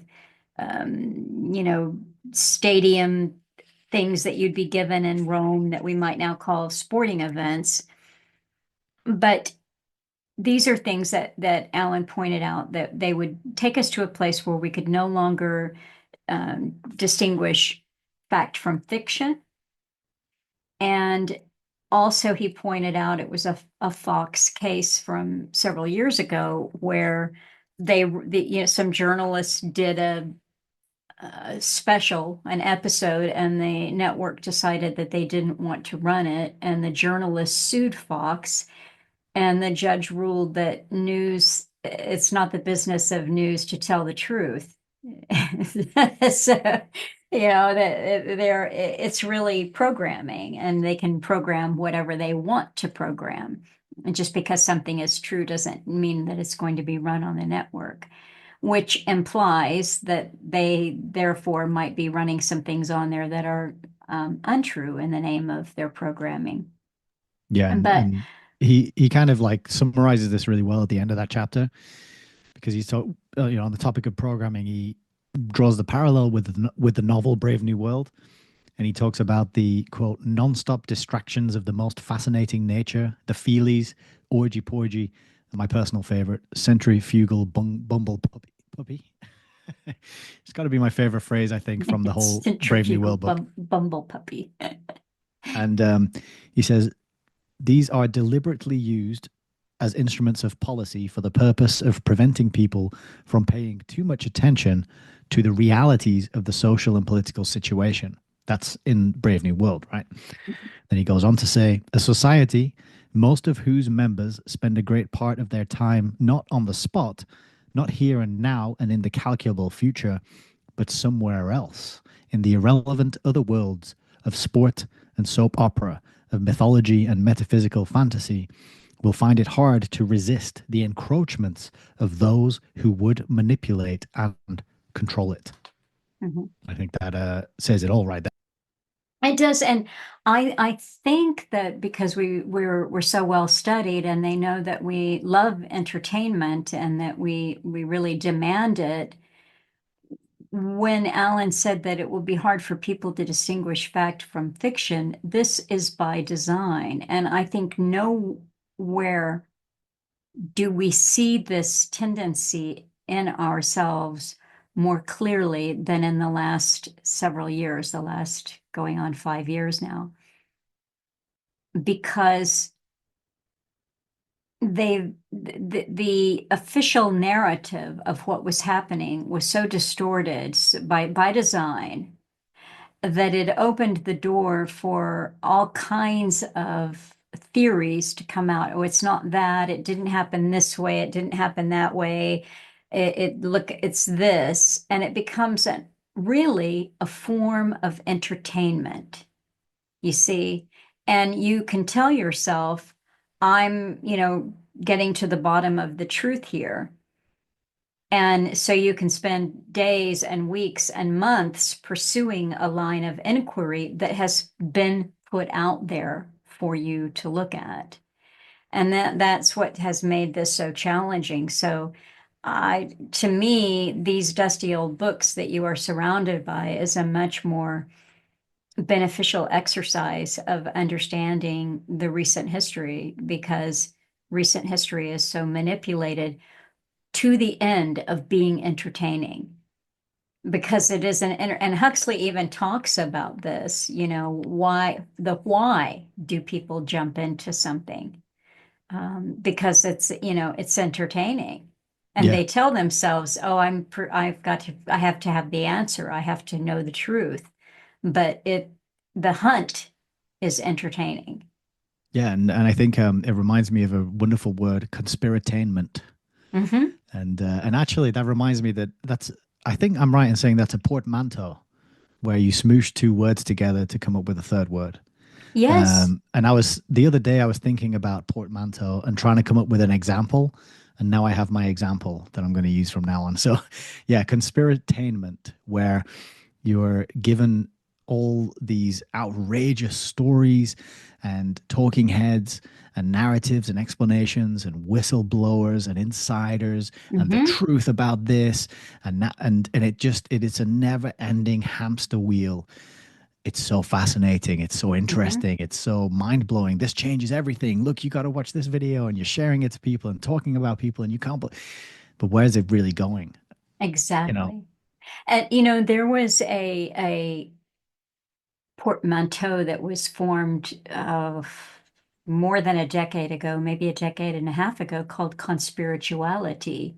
And I've Ooh, actually I like that written, one. yeah, I've written about that. So, you can't mock conspirituality. You can mock conspiratainment because, entertainment is secular. But the spiritual, that's sacred. So you can't mock it when someone takes on the conspiracy to the point of they're devoted to it. And that has been seamlessly blended for some years now. But we certainly saw that again, heightened in the last few years. It makes the pursuit then, some kind of a religious calling. It's, Right. it's, Yeah, and it's it's interesting interesting. because there is a certain element of to sort of link back to what you were saying about books and reading the books. That's exactly why I prefer to do what I do and the way I do it is because there's no end of to the link slinging and the new podcast that came out and the video Mhm. interview and it's really exhausting to try and keep up with all that. So it's a much slower pace of doing things. But the sorry, I forgot where I was going to go. What the point I was going to make just Well, there. you were saying why you like doing what you're doing, that I But think. there was a point with the conspirituality and the Oh, conspiratainment that I was going to bring in. I lost it. oh, um, Yeah, that's it. it's- That's what we get for insulting the conspirituality, right? clear your head, vibrate at a higher level, and it will come back to you. I need to raise my frequency. That's it. Well, shall we launch into propaganda under a dictatorship? Absolutely. Okay, we're going to pick up the pace. We've got to move faster. Well, we got a lot to do. We might have to split this into two videos. I don't know. What do you think? I don't think we're halfway through the book yet. Let's see. No, we're not. We've been at it for about an hour and a half, a little bit longer than an hour and a half. So All right, I'll just go let's to poll the. the imaginary audience. Yeah, yeah. What do you think? Hands up. Give us a thumbs up, a like, a share, and a comment, and a subscribe if you want. Smash that like button. That's what everyone says, isn't it? Smash Yeah, that like button. that's it. Just gently tap it. Yeah, just click it like you would any other button. It'll still work. All right, chapter 5. Let's get the book. So this is the one you said you felt like was describing the way things are in the present day, propaganda under a Absolutely. dictatorship. Yep. And with this being written in 1959, the hot thing that had happened, the big development was World War II, which very conveniently enough, Aldous Huxley wasn't drafted into and managed to, I think, well, he had bad eyesight, didn't he? That's what got Mhm. him out of it. Mhm. Well, there's something on this page here. He is setting it up with the Second World War, but he's talking about how dictators needed highly qualified assistants, even at the lowest level, men who could think and act independently. So they couldn't just follow, they had to be capable of, making their own decision, but they had to be, party men going along with the dictator. And he writes, the totalitarian system in the period of modern technical development can dispense with such men. Thanks to modern methods of communication, it is possible to mechanize the lower leadership. As a result of this, there has arisen the new type of the uncritical recipient of orders. And Alan's note here, right there, is just doing my job, sir. And we saw this so effectively in the last few years. I don't know if they called them this worldwide, but the Karens. You had the Mhm. Karens, the enforcers who were like, that's not up over your nose. You came into the store, but you did not use the hand sanitizer, So these are people who are so well trained by the system, which I maintain is totalitarian, that they are the enforcers and they don't even have to be on the payroll. Do you know the amazing thing about them that I found as well was that they seemed to be suddenly activated, Yes. like they were dormant, and they were like Manchurian candidates or something. You know, they were sleeper agents, and then this event kicked off, and then suddenly they were the that part of them was switched on, Hmm. and they became, and because maybe they already had been, and maybe they just didn't feel emboldened enough to go full tilt with that inclination to authoritarianism. But this event, because it was worldwide, it was on the news, everybody knew about it, it affected everybody, and you could participate with enforcing it with a clear conscience, knowing that you were on the side of right, helping people, saving people, Hmm. protecting the vulnerable and the innocent.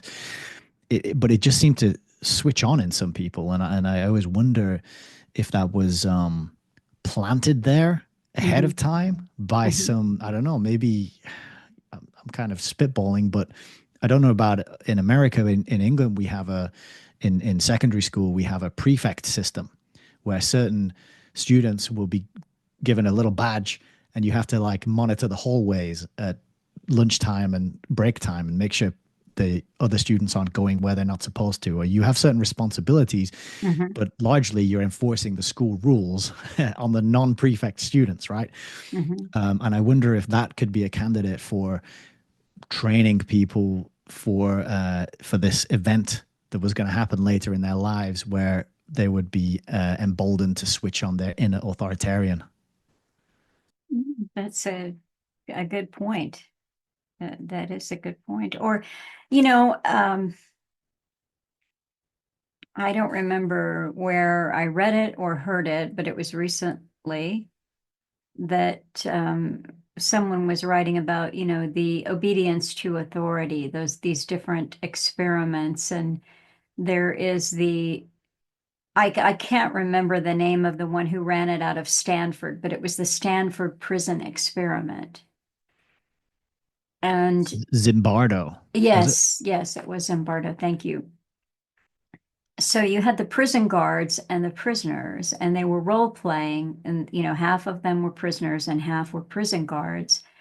And Zimbardo said it was amazing how quickly, I mean, in under 24 hours, people adapted to their role. And this was what was most instructive to him about this is they really took it on. They became the prison guard. They became the prisoner, the victor. So I'll just let Ah, people know while we've got just the book camp set up that you can great. get Philip Zimbardo's book, The Lucifer Effect: How Good People Turn Evil. This Ah. is quite a recent one. It's quite a thick book. Have you read it yet? No, I haven't. Oh, it I looks just good. I saw it in a fairly mainstream bookshop, and I thought, I know that guy. I've Yeah. heard that name before. I've heard of the. Yep. So this is Absolutely. kind of a look back on it. 2007, this was published. So this is a sort of retrospect. And Uh-huh. look at the size of the text in there. That is Oh tiny yeah. writing. Yeah. So Tiny writing and lots of it.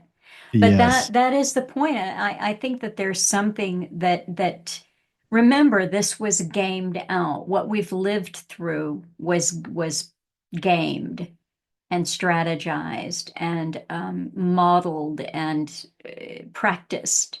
And then it was put upon us, and people, of course, because we have free will, chose their role. You might have just been the non-compliant.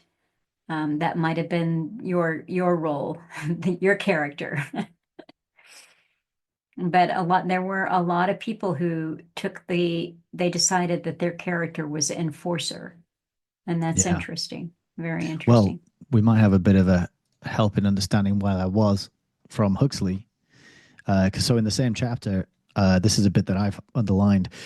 It's on page 63 in my edition, which I'll just show the front cover for anybody there. It's a 19, what did I say it was? 1963 edition. Mhm. He says, today, the art of mind control is in process of becoming a science. The practitioners of this science know what they are doing and why. They are guided in their work by theories and hypotheses solidly established on a massive foundation of experimental evidence. So that Mhm. just totally reinforces and backs up what you were just saying. This was game. They have a massive foundation of experimental evidence. This was in 1959. Imagine how much more evidence they've accrued Mhm. in the lead up to the Big C Absolutely. events, right? Yeah, And absolutely. so it's a science. They've turned it into. They've learned how to do it. They understand it. Experiments such as this one, Philip Zimbardo's Stanford Prison Experiments, and the other experiments around conformity, the Asch conformity Yes, experiment, and yes. the Milgram experiment as well. Those three, the three big ones, uh, prime evidence and proof that mind control has been studied. It has been established as a science, and then what are you going to do with it? Well, you're not just going to figure out how to do with it and then put that knowledge on the shelf and never use it, are you?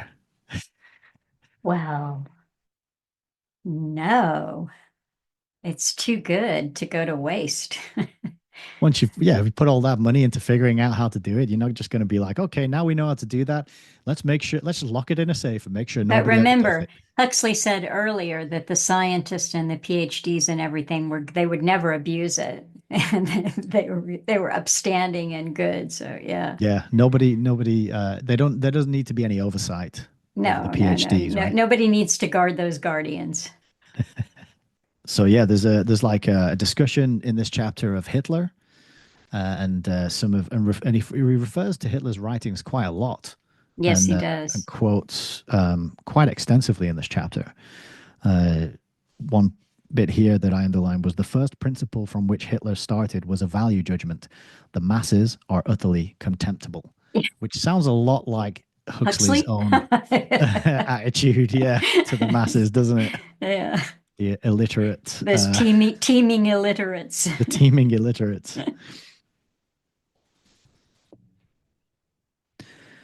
And then more discussion as well, talking about the masses and how he's talking about how Hitler made a strong appeal to the members of the lower middle classes who were ruined by the inflation of 1923, and then again in 1929, the Depression. The masses of whom he speaks were these bewildered, frustrated, and chronically anxious millions. And then Mhm. Huxley says, to make them more mass like, more homogeneously subhuman, he assembled them by the thousands and the tens of thousands in vast halls and arenas where individuals could lose their personal identity, even their elementary humanity, and be merged with the crowd. So Mhm. again, it's that attack upon the individual, the squeezing out of differences, of uniqueness, of that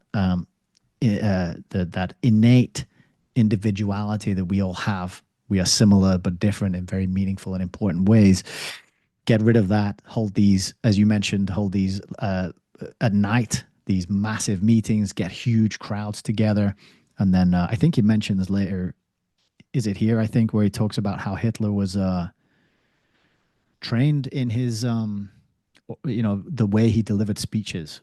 I might be like mixing that up with something else that I read or heard Well, recently. it does, he does say here that when Hitler wrote about, and he said several different things that he was writing about. I think one of them was race, and one was history and providence and so forth. That said he's unreadable. But I'll just docu-cam here for a moment. It said, when he writes about the German masses and the methods he used for dominating and directing them, his style changes. Nonsense gives place to sense, bombast to a hard boiled and cynical lucidity. In his philosophical lucubrations, Hitler was either cloudily daydreaming or reproducing other people's half baked notions. In his comments on crowds and propaganda, he was writing of things he knew by firsthand experience. And I don't know if this was his biographer, Bullock. or if I think this might have been Hitler. Yeah, it was Hitler himself said, to be a leader means to be able to move the masses. His aim was first to move the masses and then, having pried them loose from their traditional loyalties and moralities, to impose on them, with the hypnotized consent of the majority, a new authoritarian order of his own devising. Now, this is interesting too. We'll get to this a little bit later, but imposing on him anew, Huxley writes about Pavlov and the dogs, and it's just heartbreaking. But once they're broken down and they take on the new conditioning, they can never be returned, never, to what they were before, Yeah, that's right. because they've been broken. And I really do think that if you apply this to man, that this is what we're seeing. So once they've been freed from their traditional loyalties and moralities because of this kind of mass manipulation, they won't return to that. They then are, um, well, they're under their unconscious drives. Now, there is a place here on my page 71 where he talks about, the individual has an ability to use logic and retain their morals and so forth. But assembled in a crowd, people lose their powers of reasoning and their capacity for moral choice. Their suggestibility is increased to the point where they cease to have any judgment or will of their own. They become very excitable. They lose all sense of individual or collective responsibility. And that's an interesting thing.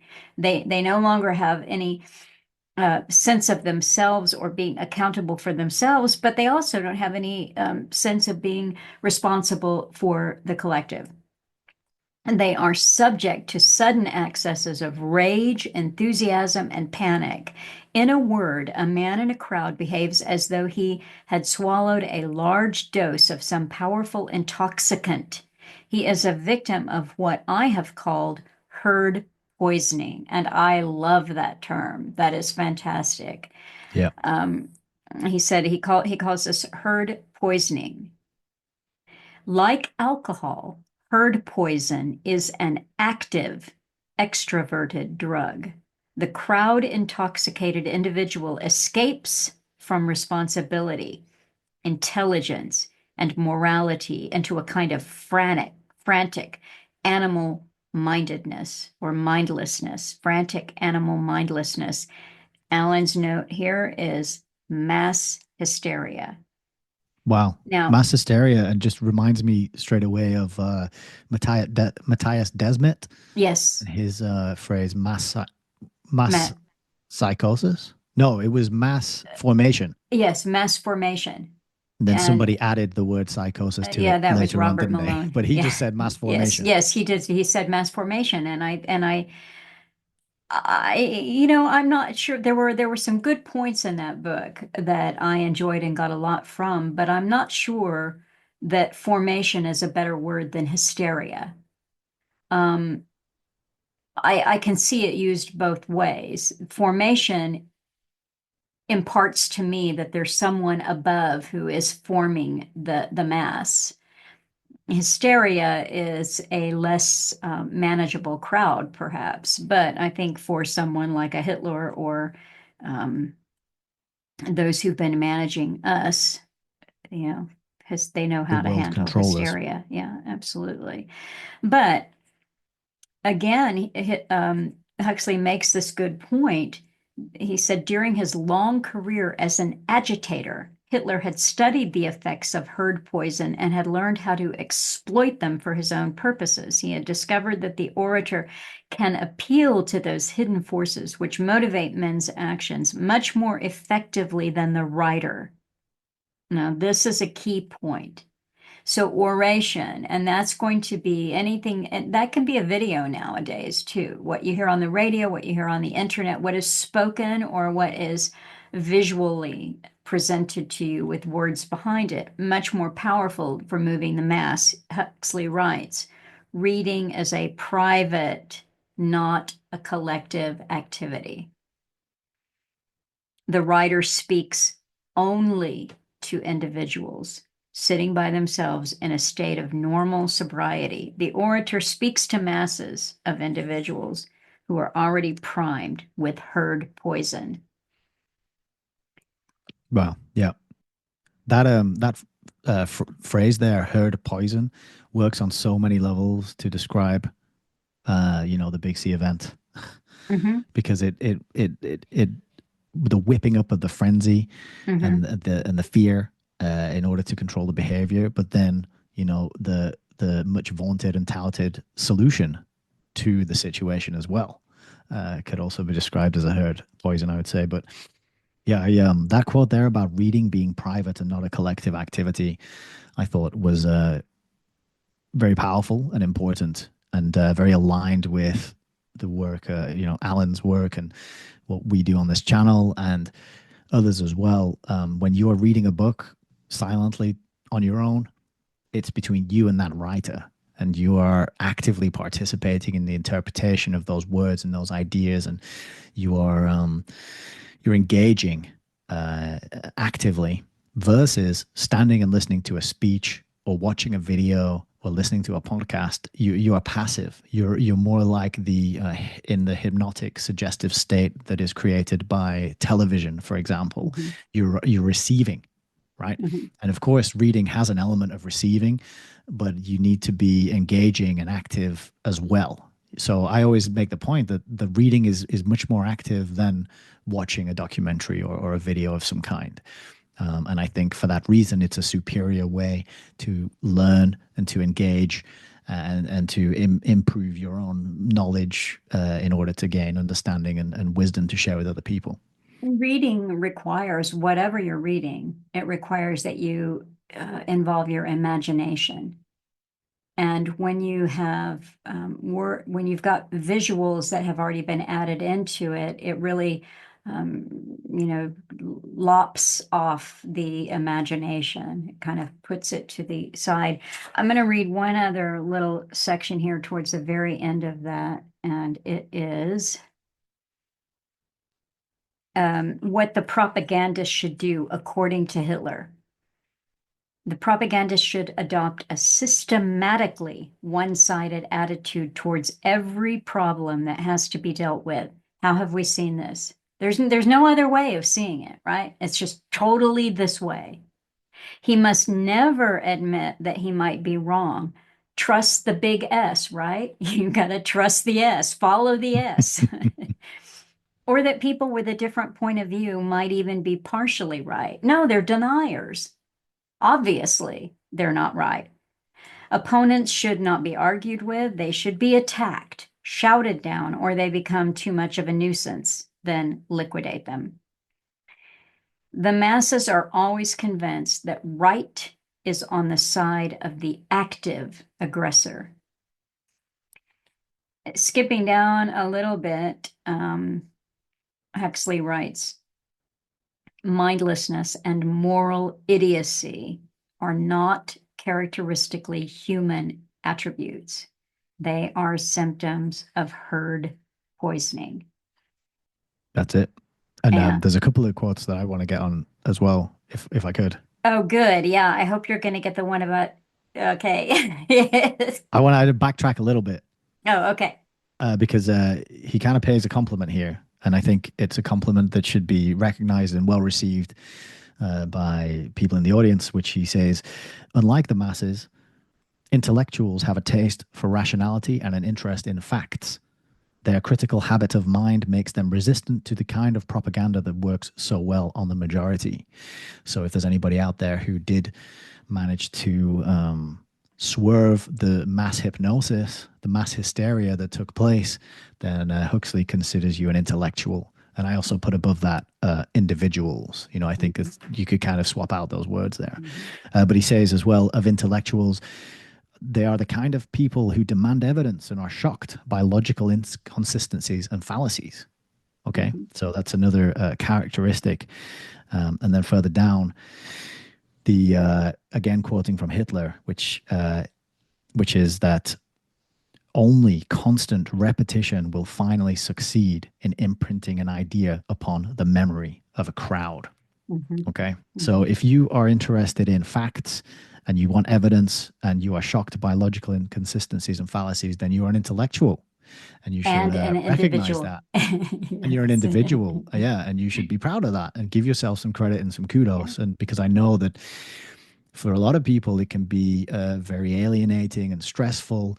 And we can often feel overwhelmed, perhaps, by all the information and the knowledge that of the way things really work, and seeing these kinds of schemes and agendas rolled out, affecting so many people, perhaps people we love and are close to.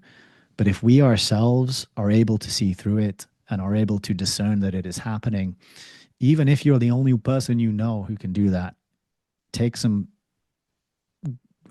peace in knowing that there is that Huxley thinks you're an intellectual.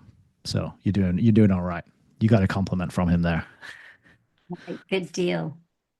And yeah, the other bit I really wanted to get on here was, let me go back up to the cam, uh, which is about virtue and intelligence. Was this the quote you wanted? What you wanted us to get on? No, but okay, we'll do dueling cameras here. You do your quote and I'll do mine. All right, this one's really important. Virtue and intelligence, and on the theme of intellectuals and individuals. This is page 68 in my version. He says, virtue and intelligence belong to human beings as individuals, freely associating with other individuals in small groups. So do sin and stupidity. But the subhuman mindlessness to which the demagogue makes his appeal, the moral imbecility on which he relies when he goads his victims into action, are characteristic not of men and women as individuals, but of men and women in masses. Yeah. Um, so I think it's just really a really great revealing analysis of an individual versus the collective and the importance of going your own way, finding out who you are, knowing yourself, being true to your inner compass, your intuition, your what's the word I'm looking for? Your sense of right and wrong, Mhm. and allowing that to develop and being true to that. Because as we are learning in this book, the masses are unthinking. They are under mind control. These techniques are well established and well developed. And Hitler was one of the best. And Hitler didn't pop out of nowhere. Was by no means a one-off. The methodology he used and the his rise to power was not something that just happened organically and unplanned. It was done deliberately, and it was done with support and guidance and training, and with all this knowledge that has been accrued through the study of human beings, individual and on a collective basis for, I don't know, hundreds, thousands of Mhm. years. I don't know how many, but a lot. Mhm. No, I think that's a very good point. And also, you know, there are some of us, individuals, intellectuals, however we want to pat ourselves on the back, who've seen through some of this. But I think that the point of the truth for most people is that we weren't born awake. Most of us, maybe not everybody, but most of us have fallen for some form of indoctrination or another, and in some way been herd poisoned. And I think that that's 100%. Yeah. yeah, and that's an important thing to remember. But I think, just one last little thing, just because this was an Alan highlighting here. He said, I don't know if I'm seen here on fully, but he wrote, top of 75, my edition, the kingdom of heaven is within the mind of a person, not within the collective mindlessness of a crowd. And I think that it's so true, no matter whether it's the biggest propaganda that we're given, and we're trying to make our way through the quote, nightly news, whatever we're trying to discern and figure out for ourselves, it has to come within our own mind and our own discernment and our own research, because once you put yourself investigating something that's out there, you have no way of knowing who wrote that, who said that, why did they put it out, what were the circumstances. So it's um, the repeated exercise of thinking for yourself that's really important, and not jumping onto it. Now, we've been going a little over 2 hours, and we are halfway through the book. Um, we can cover this in a second episode. I'm happy to keep going and talking with you now and recording it, although it's getting kind of late in England, so you might not want to do that. Do you think that we should keep going and have one massively long episode, or what is your input on this? I'd be happy to come back on another video, another call, Okay. and do the second half, just because I can refresh my memory. Because I did manage to revise and sort of prep the first half, and we've covered pretty much what I was able to look at before the call. So I'd rather come back and do the second half on another one. Okay. Well, let's do that. I would like to go ahead though and announce, because I don't know when we'll plug in the second half of this and have time to do it. We can talk about that later, and then I can figure out. I'm scheduling. I think I'm kind of booked up until February. However, it could be an extra, like the special episode that might work. But I wanted to tell people. In fact, I think, Nick, I'll let you, because it Mhm. really was you who suggested the next book, and it was a kind of serendipity. I was out on my walk. I didn't realize I already had a copy of it, but why don't you tell everybody what we're covering next so they can start reading it if they want to. Absolutely. So, what tends to happen when you're discussing 1984 and Brave New World, which are the two books that pretty much everybody's heard of, um, every now and again somebody will say, "Ah, but do you know we?" And you'll say, "What do you mean by we?" I know that we are here having a conversation. Like, no, no, no. The book, it's called We. I'm right. So that is going to be the next book. So this book actually predates both 1984 and Brave New World. I think I'm right in saying it came out. Let's see. I don't know if it's going to be The in here. Is the it 20s, I think. right? Yeah. So this came out in the 20s, and it is an earlier dystopian novel. And I haven't read it in full. I kind of gave it a go. I think I got a few chapters in. So that's going to be the next book. Is Zamyatin, Yevgeny Zamyatin's book, We, from the 1920s, which is the dystopia that we think perhaps fed into and inspired some of Orwell's work and Huxley's work. And if I'm not mistaken, describes a kind of collectivist situation where people do not have any privacy, and follows the life of an individual in that society who doesn't have a name. I think they all just have numbers in this society, and they live in flats which have glass walls. So that's going to be the next one, following on our theme of dystopian fiction. So I told this is the copy that I picked up for free. I told you about that. Um, and this was one of those really lovely coincidences that I was out on a walk with my brother, and we passed by the university library, and I know they're open a lot and in the evening, and I needed to use their facility. And so I said, "Oh, hey, let's stop here." And I went in, and he was visiting the book giveaway shelf. And they always have a few books they're just giving away.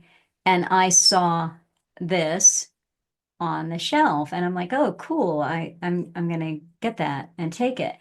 And you suggested it that this be the next thing at that we literally just met up and I said, "Oh, guess what I got for free at the university library?" And you said, "I think the next book that we should do is We." And I'm like, "Well, guess what?" And then subsequently, you've had some of your listeners suggest it to you. Yeah. And I've had several of mine, two or three, I think, who've said, "I think that the next book that you and Nick should do is We." And I'm like, well, as it turns out, that's what we're doing. And I think that I found another copy, and this is one that doesn't have any markings in it because I picked it up free at the uni library. But the other one that I found, it doesn't have Allen's markings in it either, but it's a little bit bigger print, which is helpful to me. So I think that'll be the one that I'm working on, but I don't have it in front of me. It is not a huge book, but it's a little bit bigger slightly than what we've covered. I think it's 200. My copy that I'm looking at is 232 pages, but it's not massive. So dive in, and we're likely to be covering this in the next 6 to 8 weeks, I think. And And I suppose we should mention as well, as I've just seen on the when I was looking at the back here. So it is a 1924, the publication date, oh, okay. and the main character is called D503. Okay, great. And the translation I'm reading is by Hugh Aplin. And they'll be, because this book was not originally written in English, it was actually written in Russian. And so that might have a bearing on people's choice. If you want to buy a copy, maybe get the same copy or the same translation we have. We'll still Well, be able to discuss. I'll see what my other copy is. I'm working from a 1972 translation by Mira Ginsburg. Hmm. But I'll look Hugh Aplin. I'll see if the other copy that I have is that. We'll try to work on that. But of course, We it should might at be. least coordinate having the same translation, I think. Oh, that would be great. Yeah, that would be good. I'll check it out and see what I've got. So we've covered the first half of Brave New World Revisited. I really enjoyed this conversation, and it's just too challenging when there's so many, like you were saying, Nick, this is one that you want to keep on the shelf, one that you'd like to cover in full on your channel, read the entire thing so that it's kind of saved for posterity. And I agree. It's, my copy is well marked up um, and well tabbed. So there's just a lot that you want to refer to. And so if you haven't read it, you can read this really quickly. As full as it is of good things that you want to remember, it's a quick read. And I thank you all. As far as I know, next week is going to be Neil Foster. And I thank you, Nick, for taking the time to do this with me. Yeah, no problem. Thanks. I really enjoyed it, and we were anticipating to cover the whole thing in this one video, but I suppose we're just going to have a Brave New World revisited episode to finish off the second half. But yeah, I would encourage anybody to grab a copy. Mine was cheap. You know, it's not one of these that are artificially. Well, we'll see what happens before this when this video goes up, but the price is pretty low. There's a lot of copies out there, and it is worth getting and holding on to because it's a good talking point, I think, to people who might be just starting to pay attention, or Mhm. people who might be incredulous when you try and explain to them the way things actually work.